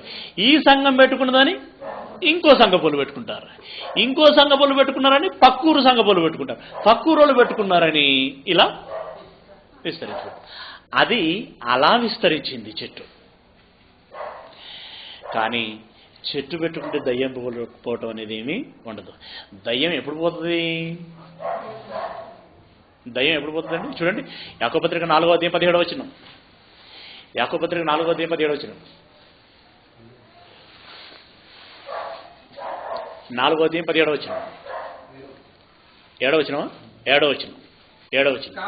కాబట్టి దేవునికి లోబడి ఉండుడి, అపవాదిని ఎదురించుడి. ఎదిరించటానికి మనం పట్టుకోవలసిన ఆయుధం ఏది? వాక్యం. వాక్యం అనేది 2 అంచుల వాడగలిగిన ఖడ్గం. ఆ ఖడ్గాన్ని మీరు పట్టుకొని ఎదురించుడి, అప్పుడు వాడు మీ యొద్ద నుండి పారిపోవును. మనల్ని ఎదిరిస్తే పారిపోతుంది అన్నాడా? చెట్టు పెట్టుకుంటే పారిపోతుంది అన్నాడా? చెట్టు ఎక్కడి నుండి వచ్చింది? ఇది దయ్యం ఉపాయం. ఏమండి, చెట్టు పెట్టుకున్నావంటే ఇక నీకు వాక్యం అవసరం లేదనిపిస్తుంది కదా. నీకు వాక్యం వద్దు, నీకు వాక్యం అంతొద్దనే వాడు ఎత్తుగడేసి చెట్టుని తీసుకొచ్చి చెట్టు. మన వాళ్ళు అదిరగక ఏమండి, నా చెట్టు, పర చెట్టు, క్రిస్మస్ చెట్టు ఏమండి అని తీసుకొని మళ్ళీ దానికి డెకరేషన్ ఒకటి. అన్ని చెట్ల మాదిరిగా అదొక చెట్టు అండి. అంతేగాని ఆ చెట్టు ఉంటే దయ్యం పోతుంది అనేటువంటిది ఒట్టి అపోహ. ఏమండి, తప్పు. రైట్. ఇక తర్వాత మనకు తాత ఉన్నాడండి, క్రిస్మస్ తాత. ఈ తాత గురించి అక్కడ అంటున్నదండి బైబిల్లో? లేదు. చెట్టు గురించి లేదు. ఏమండి, తాత గురించి లేదండి. కానీ మన వాళ్ళు యాక్చువల్గా పాపం ఆయన మంచోడేనండి. ఆయన ఎప్పుడు నన్ను ఇలా చేయండి అని చెప్పేసి ఆయన అనలా. డచ్ దేశస్తుడు ఆయన పేరు షాంట్ నికోలస్. ఆయనకి కొందరికి ఉంటుందండి, చిన్నపిల్లలంటే చాలా ప్రేమ ఉంటుంది. చిన్నపిల్లలు కనపడగానే వాళ్ళకి చాక్లెట్ కొనియటం, ఏదో ఒకటి చేతిలో ఉన్నది ఏదో ఒకటి వాళ్ళకి ఇస్తూ అలా ముద్దు చేస్తూ ఉంటారు. అలాగే ఈ షాంట్ నికోలస్ అనేటువంటి వ్యక్తికి చిన్నపిల్లలంటే ప్రేమ. ఆ చిన్నపిల్లలు కనపడ్డప్పుడు ఎక్కడ కనపడ్డా కూడా వాళ్ళకి చాక్లెట్స్, చిన్న చిన్న బహుమానాలు ఏవో ఇస్తుండేటువంటి వాడు. అలా కొనసాగుతున్నటువంటి వేళ ఇది ఎప్పుడు జరిగిందంటే, ఎప్పటి కాలం అంటే క్రీస్తు శకం 5వ శతాబ్దం. ఈ 5వ శతాబ్దంలో అలా పిల్లలు కానుకలు ఇచ్చుకుంటూ వెళ్తున్నాడు. అయితే అది కాస్త క్రిస్మస్ కూడా ఆ పీరియడ్లోనే ఇంచుమించుగా ప్రారంభమైంది కదండి. ఆ ప్రారంభమైనటువంటి వేళ ఇక కొంచెం పండగ అనేటువంటి వాతావరణంలో ఇంకా కొంచెం ఆడంబరం ఎక్కువ ఉంటుంది కదా, సందడి ఎక్కువ ఉంటుంది కదా. ఈ పిల్లల సందడి ఎక్కువైనప్పుడు ఈయన పని కట్టుకొని ఇంకా పిల్లలకి రకరకాల కానుకలు తీసుకురావటం జరిగింది. ఇది ఆయన ప్రతి సంవత్సరం అలా చేసుకుంటూ వస్తున్నటువంటి వేళ మరి ఆ రోజున్నటువంటి ఫాదర్లు అనబడుతున్నటువంటి వాళ్ళు, బిషప్లు, పాస్టర్లు అనబడుతున్నటువంటి వాళ్ళు పిల్లలకి ఎంటర్టైన్ చేయడానికి వాళ్ళందరూ రావాలని చెప్పేసి ఏం చెప్పారంటే, ఇదిగో మీ తాతయ్య వస్తాడు, ఇప్పుడు మీకు కానుకలు పట్టుకొస్తాడు, మీకు చాక్లెట్లు పట్టుకొస్తాడంటే, ఏ తాతయ్య అని వాళ్ళు అంటారు. ఏ తాతయ్య అంటే పోయిన సంవత్సరం క్రిస్మస్కి వచ్చింది చూడు అని అంటాడు ఈయన. పోయిన సంవత్సరం క్రిస్మస్కి వచ్చింది చూడండి, ఓహో క్రిస్మస్ తాతయ్యనా అని అంటారు వాళ్ళు. పిల్లలు అలాగే అంటారు. అవును. అలా మరి క్యాథలిక్ వాళ్ళు పుట్టించిన తాత క్రిస్మస్ తాత. ఏమండి, ఇప్పుడు ప్రొటెస్టెంట్ వాళ్ళు పోషిస్తున్న ముత్తాత. ఏమండి, వాళ్ళు పుట్టించిన తాతను మన వాళ్ళు పోషిస్తున్నారు ముత్తాత. పిల్లరా, అంతకు మిక్కిలి ఇంకా ఆయన గురించి మ్యాటర్ ఏమీ లేదు. కాకపోతే శాంట్ నికోలస్ అనేటువంటి ఆ పేరు ఇక కాలం గడుస్తున్న కొద్దీ వాడుకలోకి వచ్చేసరికి శాంట్ నిక్లాస్ అయింది ఫస్ట్. ఏమండి, శాంట్ నిక్లాస్ తర్వాత వచ్చి శాంట్ క్లాజ్గా మారిపోయింది. శాంట్ నిక్లాస్ అనేది శాంట్ క్లాజ్గా మారిపోయింది. ఇప్పుడు క్రిస్మస్ తాత అంటే శాంట్ క్లాజ్ తాత అని దాని అర్థం. ఇంతకు మిక్కిలి బైబిల్తో సంబంధం లేదు, అంటే భక్తికి తాతకు సంబంధమే లేదు. ఓకే, ఇటు పక్కకు పెట్టండి. అంటే ఆయనలో ఉన్నటువంటి సుగుణాన్ని మెచ్చుకోవచ్చు. ఆయన ఏం చేశాడు అని అంటే పిల్లలను ప్రేమించాడు, అదొక మంచిదే. కానీ దాన్ని ఆ విషయాన్ని క్రిస్మస్కి ముడిపెట్టి అదేదో భక్తికి సంబంధించిన విషయం అన్నట్టుగా చేస్తే కాదండి. రైట్. ఇక గ్రీటింగ్ కార్డ్స్ మీకు వచ్చాయా? ఏమన్నా ఎప్పుడన్నా వచ్చాయా? పోయిన ఇయర్ వచ్చాయి. మీరు ఎప్పుడైనా పంపించారా? మేరీ క్రిస్మస్, హ్యాపీ క్రిస్మస్ అని పంపిస్తూ ఉంటారు. యాక్చువల్గా ఇది ఎలా ప్రారంభమైంది అని అంటే 1843 సంవత్సరంలో జేసీ హార్స్లీ అనేటువంటి వ్యక్తి ఆయనకి బొమ్మలు గీసేటువంటి ఆర్ట్ ఒకటి ఉంది, అంటే కళ. బొమ్మలు గీయటం ఆయన కళ, ఆయనకు వచ్చిన విద్య బొమ్మలు గీయటం. అలా బొమ్మలు గీస్తూ ఉన్నాడు. కానీ పెద్దగా అలా గీయటం మూలంగా బ్రతుకు తెరువు ఏమి లేదు ఆయనకి. అంటే బొమ్మలు గీయటం టాలెంట్ ఉంది కానీ దాంతో జీవనోపాధి ఏమీ లేదు. అప్పుడు ఆయనకు ఒక మెరుపు లాంటి ఆలోచన వచ్చింది. నాకు వచ్చిన ఈ కళనే ఉపాధిగా మలుచుకోవటం ఎలా అని ఆలోచించాడు. ఈ క్రిస్మస్ ట్రెండ్ బాగుంది కదా, దీన్ని బాగా అందరూ లైక్ చేస్తున్నారు కదా, దీన్నే మనం క్యాష్ చేసుకోవాలి, సొమ్ము చేసుకోవాలి అనుకున్నాడు. ఏం చేశాడు? ఇక ఓ పశువుల పాక వేసిండు బొమ్మ, ఏమండి, అటు మరియమ్మను కూర్చోబెట్టిండు, ఇటు ఏమండి ఓడిలో బాలయేసును పనుండ పెట్టిండు, మేరీ క్రిస్మస్ అని కింద లెటర్స్ రాశాడు, అవునా, హ్యాపీ క్రిస్మస్ అని లెటర్ రాశాడు. అలా మొట్టమొదటి ప్రయత్నంలో ఒక 1000 కాపీలు డిజైన్ చేసి అమ్మాడంట. ఆయనకు బిజినెస్ బాగుంది అనుకున్నాడు. ఏమండి, ఆయన బ్రతుకు తెరువు కోసం ప్రారంభించింది అది. అలా ప్రారంభించినటువంటిది మొదటి సంవత్సరం 1000 కాపీలు అమ్ముడుపోయి మంచి లాభాలు వచ్చాయని కానీ రెండవ సంవత్సరం ఊరుకుంటాడా? రెండవ సంవత్సరం ఈ జనాలలో క్రేజీ అయిపోతుంది. అలా సంవత్సరం ఆ బిజినెస్ బాగా పెరిగిపోవటం జరిగింది. ఒక బిజినెస్ బాగా జరుగుతుందంటే రెండో వ్యక్తి ఊరుకుంటాడా?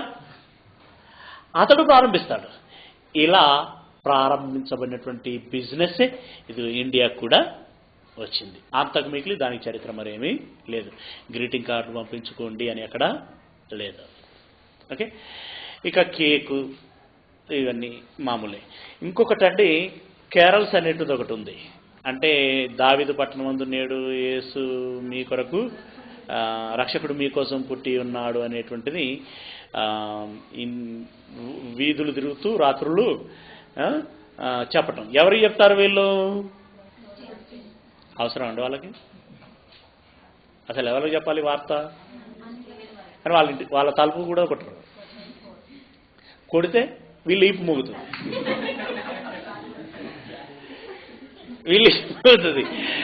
అంటే మనకు దెబ్బ తాకొద్దు. పౌలు దెబ్బలు తినట్టు ఆయన తినొచ్చు, ఆయన భక్తుడు, ఆయన తినొచ్చు, మనం తినొద్దు. అంటే మనం భక్తులు కాదు. అసలు ఈ వార్త ఎవలకు? అన్యులు కావాలా, క్రైస్తవులు కావాలా? మరి వీళ్ళు ఏం చేస్తున్నారు? క్రైస్తవులు చెప్తున్నారు. పోనీ ఏమని చెప్తున్నారు? ఏదో చెప్తున్నారు, అయిపోయింది. అయితే ఇది ఎక్కడి నుండి వచ్చింది అంటే యాక్చువల్గా పురాతన అంటే ప్రాచీన గ్రీకు దేశపు వాళ్ళు ఈ సెక్యులర్ సంబంధించినటువంటి అంటే రిలీజియన్ మత సంబంధమైనటువంటి లోక సంబంధమైన ప్రభుత్వ సంబంధమైనటువంటి కార్యక్రమాలు, ఈరోజు ఎయిడ్స్ గురించి లేదంటే ఇంకొన్ని ప్రభుత్వ పథకాల గురించి ఊరూరికి వచ్చి ఏదో పాటలు పాడుతూ చెప్తా ఉంటారు చూడండి, అవగాహన కల్పించడం కోసం. ఆ రకంగా ఆ రోజులో ఒక కళా నాట్య మండలి ఉండేది. వాళ్ళు ఈ సెక్యులర్ సంబంధించినటువంటి పాటలను విషయాలను నాటకాలుగా ప్రదర్శించుకుంటూ ఒక ఊరు నుండి మరొక ఊరికి ఇలా వెళ్ళిపోతుండేటువంటి వారు. అది బాగా పాపులర్ అయింది. అప్పుడు బాగా పాపులర్ అయింది. అయితే పాపులర్ అయినటువంటి దాన్ని ఎవరైనా కాపీ చేయడానికి ప్రయత్నం చేస్తూ ఉంటారు. మీకు తెలుసు కదండి, ఇప్పుడు మన క్రైస్తవులు కూడా దైవ సంబంధమైనటువంటి పాటలే రాస్తున్నప్పుడు ఏం చేస్తూ ఉంటారంటే సినిమా సాంగ్లలో హిట్ అయిన ట్యూన్ ఏదైనా ఉందనుకోండి, సంగీతం ఆ ట్యూన్ ఏదైనా ఉందనుకోండి, దాన్ని కాపీ చేసి మన క్రైస్తవ పదాలను చేరుస్తారు. ఎందుకంటే రాగం బాగుందని ఈ పదాలను చేస్తారు. అది ఎలాగనో ఆ కొరోలిస్ అనేటువంటి ఆ నాట్య మండలి విధానం బాగుంది అని చెప్పి ఫ్రెంచ్ దేశంలో ఉన్నటువంటి క్రైస్తవులు అనబడుచున్నటువంటి వాళ్ళు ఎదుగో వాళ్ళేమో సెక్యులర్ సంబంధించిన పాటలు నాటకాలుగా వేసుకుంటూ పోతున్నారు. మనం ఏం చేద్దాం అనంటే ఇదిగో ఈ మత సంబంధమైనటువంటి బైబిల్ సంబంధమైనటువంటి వాటిని మనం ఈ ప్రదర్శనలుగా చేసుకుంటూ పోదామని చెప్పి చేశారు. వాస్తవానికి దానికి ఉన్నటువంటి పేరు ఏంటంటే కొరోలిస్.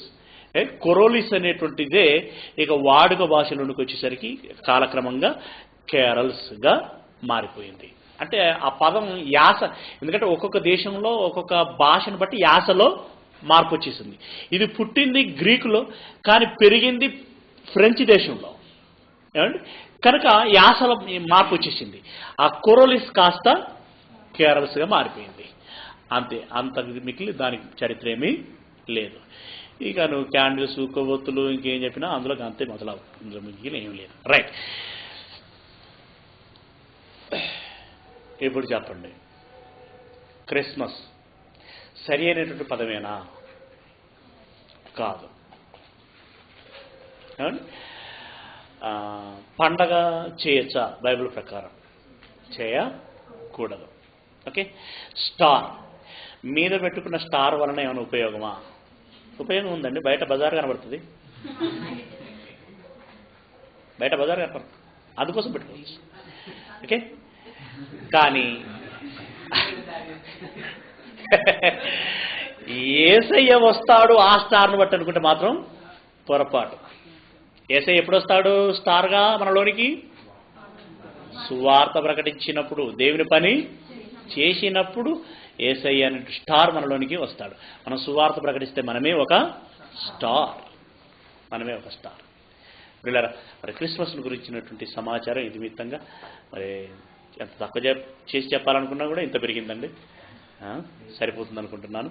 ఇంకా మీకు ఏమైనా దీంట్లో డౌట్స్ ఉంటే మీరు అడగచ్చండి. ఇంకా దీనికి రిలేటెడ్గా, దీనికి సంబంధించిన ప్రశ్నలు ఏమైనా ఉంటే మీరు అడగండి. ఎక్కడ కనబడ్డారు ఇప్పుడు చూపెట్టు. ఈరోజు ఎలాగ 24th.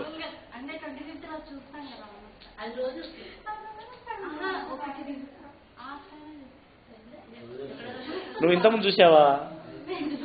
ఎటు దిక్కు చూసినావు? అదే పోయిన సంవత్సరం ఎటు దిక్కు చూసినావు? మామూలుగా తూర్పు దిక్కు చూసినావు. ఇప్పుడు చూడు ఉన్నదో లేదు. ఇది ఈ రోజు ఉన్నది కదా, ఇది నిన్న మొన్న కూడా ఉన్నదో లేదో పెద్దలను అడిగి చూడు. అది రోజుండే స్టారేరా, అది రోజుండే స్టార్, దానిలో మార్పేమీ లేదు. ఒకవేళ ఈ రోజే వస్తుంది అనేటువంటిది నీలో ఏమైనా ఉంటే, అంటే చెప్పిన దాన్ని బట్టి ఏమైనా ఉంటే ఈరోజు చూద్దాం, వెతుకుదాం, అది ఎక్కడుందో బాగా గుర్తుపెట్టుకుందాం. రేపు కూడా చూద్దాం. అంటే రేపు కూడా చూస్తే అయిపోదు, ఎందుకంటే రేపే క్రిస్మస్ కాబట్టి. ఎల్లుండి ఇంకా వారం రోజులు కూడా వరుస చూద్దాం, ఆ చుక్క వస్తుందా రాదా. ఆ చుక్క రోజు వచ్చేదారా మామూలుగా, కాబట్టి దాన్ని పరీక్షిద్దాం అనుకుంటే పరీక్షిద్దాం. Right, next.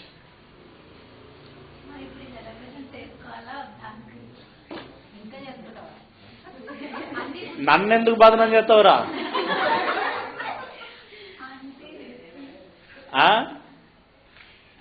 ఇప్పుడు చేసుకోవాలన్నా వద్దా అనేది మనం ఎవరిని అడగాలి? బైబిల్ని అడగాలి, అంతే కదా, బైబిల్ని అడగాలి.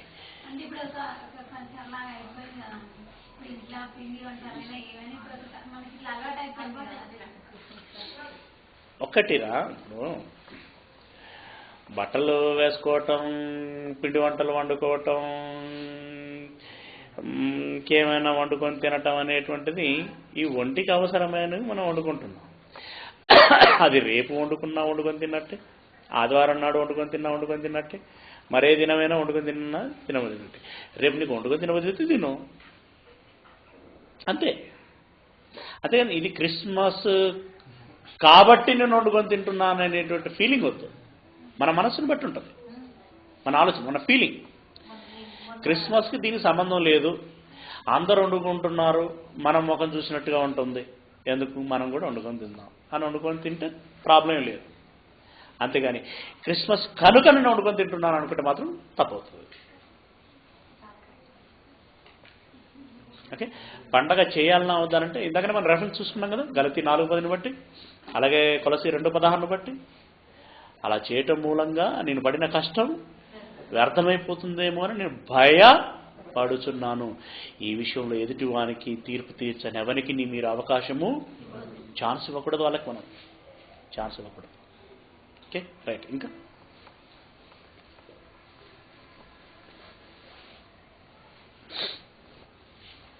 మీకు తెలుసారా? నేను ఎందుకు ఫ్యామిలీ నుండి వచ్చినటువంటి వాడిని. మా చిన్నాన్నలు, పెదనాన్నలు, మా తాతలు వీళ్ళందరూ మా చుట్టూ ఉండే వాళ్ళందరూ వాళ్ళే. ఇప్పుడు రేపు సంక్రాంతి ఉంది. సంక్రాంతి వచ్చిందంటే మా ఊళ్ళో 30-40 ఆటలు దొరుకుతాయి. ఇంటి చుట్టూ గుమ్మగుమ్మలే. మాకు పిల్లలు ఉంటారు. అయినప్పుడు పిల్లలను మనం అలా నియంత్రించడం బాగుండదు కదా. వాళ్ళ ఇంటికి పోకూడదు ఇది అని చెప్పేసి. అప్పుడు ఏం చేస్తూ ఉంటామంటే, ఇప్పుడు మా పిల్లలు వాళ్ళ ఇంట్లోకి పోకూడదు, ప్లస్ మనకు కూడా తినబుద్ధి అవుతుంది, తిందాం అని చెప్పేసి ఏం చేస్తాం, మనం 1-2 కిలోలు తెచ్చుకొని వండుకొని తింటాం. అంతేగాని ఆ కోని తెచ్చి మెడగోసేటప్పుడు దేని ముందర పెట్టి కోయటము, లేదంటే ప్రార్థన చేసి అయ్యా మరి చికెన్ వండుకుంటున్నాం, మీ పేరు చెప్పుకొని మీ పండగ తినానా అని చెప్పేసి ఇవేమి ఉండవు. ప్రార్థన అనేది రొటీన్ ప్రార్థన ఎలా ఉంటుందో ఆ రోజు ప్రార్థన అలాగే ఉంటుంది. అంతేగాని క్రిస్మస్ కదా అని చెప్పేసి డిఫరెంట్. అంటే ఇప్పుడు ఆ సంక్రాంతి రోజు కూడా మేము మాంసం వండుకొని తింటాం, దసరా రోజు కూడా మాంసం వండుకొని తింటాం. ఎందుకు దసరా చేస్తున్నామని కాదాడా, పరిస్థితులు చూడండి అందరూ బట్టి. కనుక ఆ రకంగా మన అందుకే అంటున్నాను, మన మనస్సాక్షి, మన ఆలోచన విధానాన్ని బట్టి అది ఆధారపడి ఉంటుంది. కనుక క్రిస్మస్కి దీనికి సంబంధం లేదు, దసరాకి దీనికి సంబంధం లేదు అని చెప్పి నువ్వు ఏదో వండుకొని తిన్నా నష్టం లేదు. ఏంట్రా చుట్టాలింటికి వెళ్ళొచ్చా? చుట్టాలింటికి వెళ్ళొద్దని బైబిల్ ఎక్కడ చెప్పలా.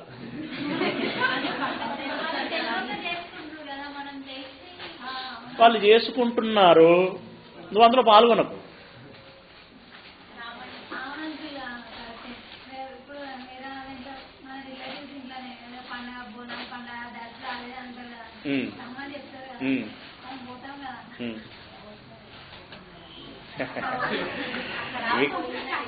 విగ్రహాలకు అర్పించింది తినొచ్చా తినకూడదా మీకు టాపిక్ వస్తుంది, అప్పుడు మీకు క్లారిటీ వస్తుంది.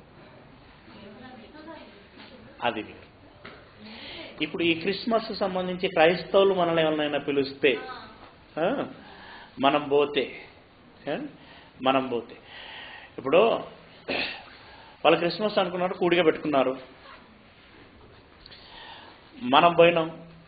మనం బ్రెయిన్లో ఇదేమి లేదు, యేసు క్రీస్తు 2013 సంవత్సరాల క్రితం వచ్చాడు, ఈ దినానికి ఆ దినానికి సంబంధము లేదు.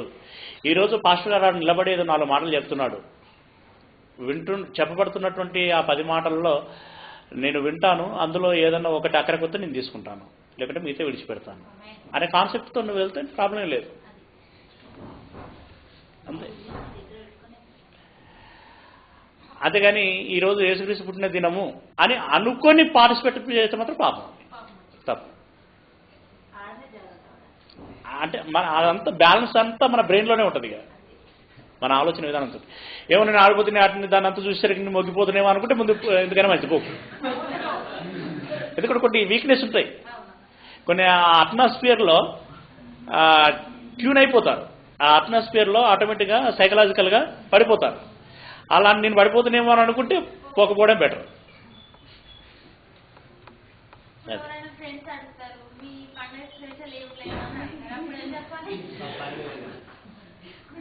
మాకు అసలు పండగ అంటే ఏంటి? ఉత్సహించటం కదా కదా. ఒక నిమిషం, పండగ అంటే ఏంటి? ఉత్సాహం కదా, ఉత్సవం. ఈ ఉత్సవం అంటే ఆనందం, అదే కదా ఉత్సవం అంటే ఆనందం. ఎప్పుడు ఆనందించమని చెప్పింది బైబిల్? మీకు లాస్ట్ వీక్ చెప్పినట్టున్నాను. ఎల్లప్పుడు ఆనందం, ప్రతిదినం పండగే మనకు రోజు పండగ.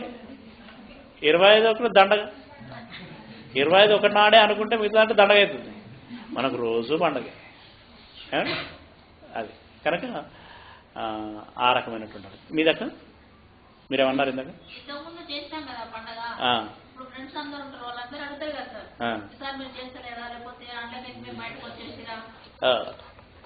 అడుగుతారు. అప్పుడు మీరేం చెప్పాలంటే, ఇన్ని రోజులు మేము తెలియక పండగ చేసినాము, ఇప్పుడు మాకు తెలిసింది కనుక చేయటం లేదు అని. అట్లా అనవలసిన అవసరం లేదు. ఇప్పుడు మాకు తెలిసింది కనుక ఈరోజు మేము పండుగ చేయట్లేదు.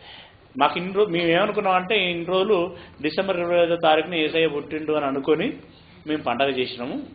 కానీ మాకు ఇప్పుడు తెలిసినటువంటి విషయం ఏంటంటే డిసెంబర్ 25కు యేసు పుట్టుకకి సంబంధమే లేదు. ఆయన పుట్టింది ఈ లోకం పుట్టక మునిపే పుట్టిండు కనుక ఈ దినమున పండగ చేయాలని బైబిల్ చెప్పలేదు కనుక మేము చేయటం లేదు అని చెప్పాలి. ఏంటక్క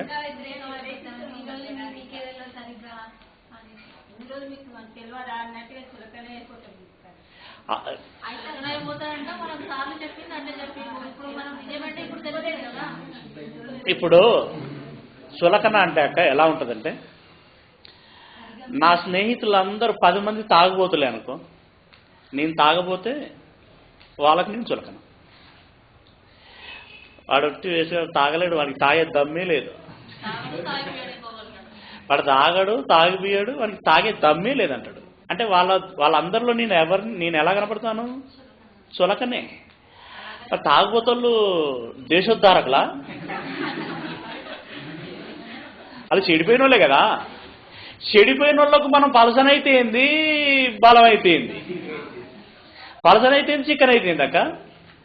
వీళ్ళు ఎలాగూ చెడిపోయిన వాళ్ళు, వాక్యం లేదు వాళ్ళకు మనం పలసనైతే ఏంది, చికెన్ అయితే ఏంది? అసలు వాళ్ళని మనం కౌంటే చేసుకోకూడదు.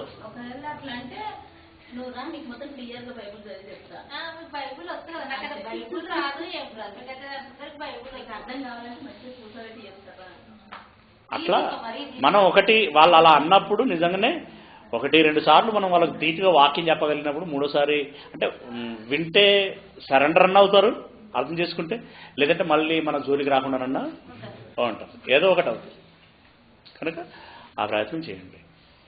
చులకన అంటే మనం అసలు క్రైస్తవుడిగా మారినప్పుడే మనం చులకన అనేది ప్రారంభం అవుతుంది.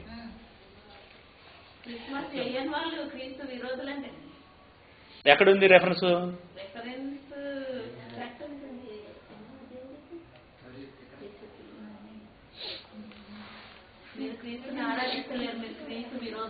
తీయండి, రెఫరెన్స్ తీయండి. అంటే క్రీస్తు విరోధులు వస్తారు, మీరు క్రీస్తు విరోధులు అంటే ఎవరు? క్రీస్తు పని చేయని వాళ్ళు, చేయనీయని వాళ్ళు క్రీస్తు విరోధులు, అదేనా? అయితే క్రీస్తుని ఆరాధించిన వాళ్ళు క్రీస్తు విరోధులు. క్రీస్తు చెప్పినట్లుగా చెయ్యని వాళ్ళు క్రీస్తు విరోధులు అవుతారు. క్రీస్తు చేయొద్దన్నది చేసిన వాడు క్రీస్తు విరోధి. ఇప్పుడు క్రీస్తు ఏం చేయమన్నాడు, ఏం చేయొద్దన్నాడు? నాకు కాదు మీరు ప్రార్థన చేయాల్సింది, నాకు కాదు ఆరాధన చేయవలసింది, నా పేరట మీరు తండ్రికి చేయండి అని అన్నాడు. మరి ఇప్పుడు తండ్రికి చేయకుండా ఈయనకి చేస్తామనంటే ఇప్పుడు ఎవరికి విరోధంగా మాటలు చేసినట్టు? క్రీస్తుకి విరోధులు. మరి ఎవరు క్రీస్తు విరోధులు? ఇప్పుడు క్రీస్తు విరోధులు అనే పదం ఉంది కదా అని చెప్పి అడ్డదిడ్డంగా ఎక్కడ పడతాయి అక్కడ వాడుకుంటేట్లా? పిచ్చోని చేతికి రాయి దొరికినట్టు. పిచ్చోని చేతికి రాయి దొరికితే ఏం చేస్తాడు? ఎక్కడైనా విసిరి పెడతాడు. కనుక వాక్యం ఉంది కదా అని చెప్పి ఇష్టం వచ్చినట్టు వాడుకోవడం కాదు, ఆ వాక్య సందర్భం ఏంటి. ఇంకా శివ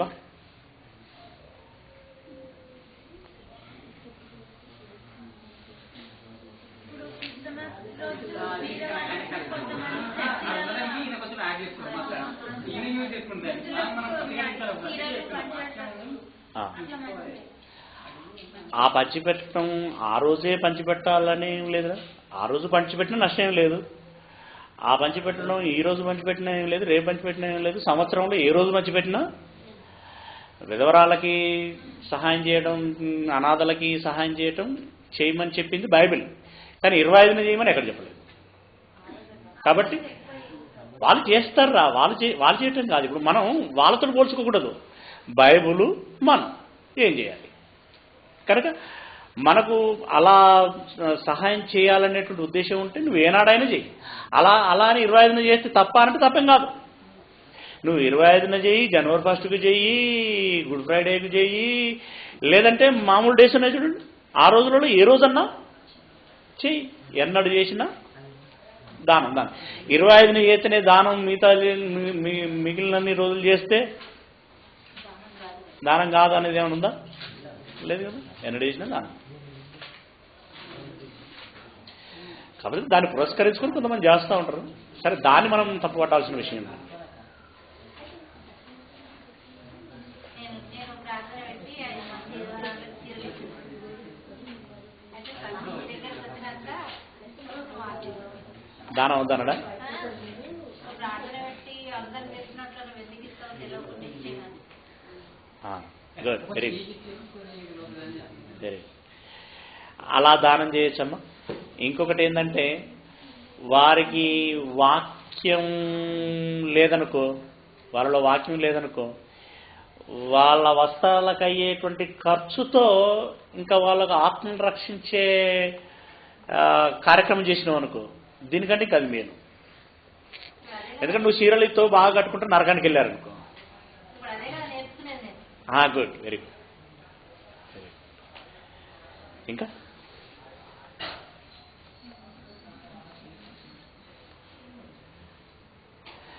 ఏమంటే, రేపు మీరు మాంసం ఏమన్నా వండుకొని తింటా అంటే నేను వద్దని చెప్పను.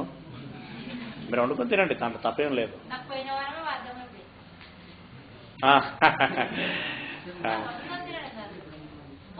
మన ఆత్మ ఎక్కడ నడిపించాలి, ఏం చేయాలి, ఏమండి మీరు చర్చికి పోయినా కూడా మనం ఎలా ఉండాలి. పిండి వంటలు చేసుకున్నా తప్పేం లేదు, భోజనాలు వండుకొని తిన్నా తప్పేం లేదు. కాబట్టి మీరు రోజు వండుకున్నట్టుగానే ఈ రోజు వండుకొని తింటున్నాం అనేటువంటి ఫీలింగే ఉండాలి. కాబట్టి క్రిస్మస్ గనుక చేస్తున్నాం అనేటువంటి ఆ ఫీలింగ్, ఆ మనసు, ఆ ఆలోచన మనలో ఉండకూడదు. రైట్, ఓకేనండి. ప్రార్థన చేసుకుందాం.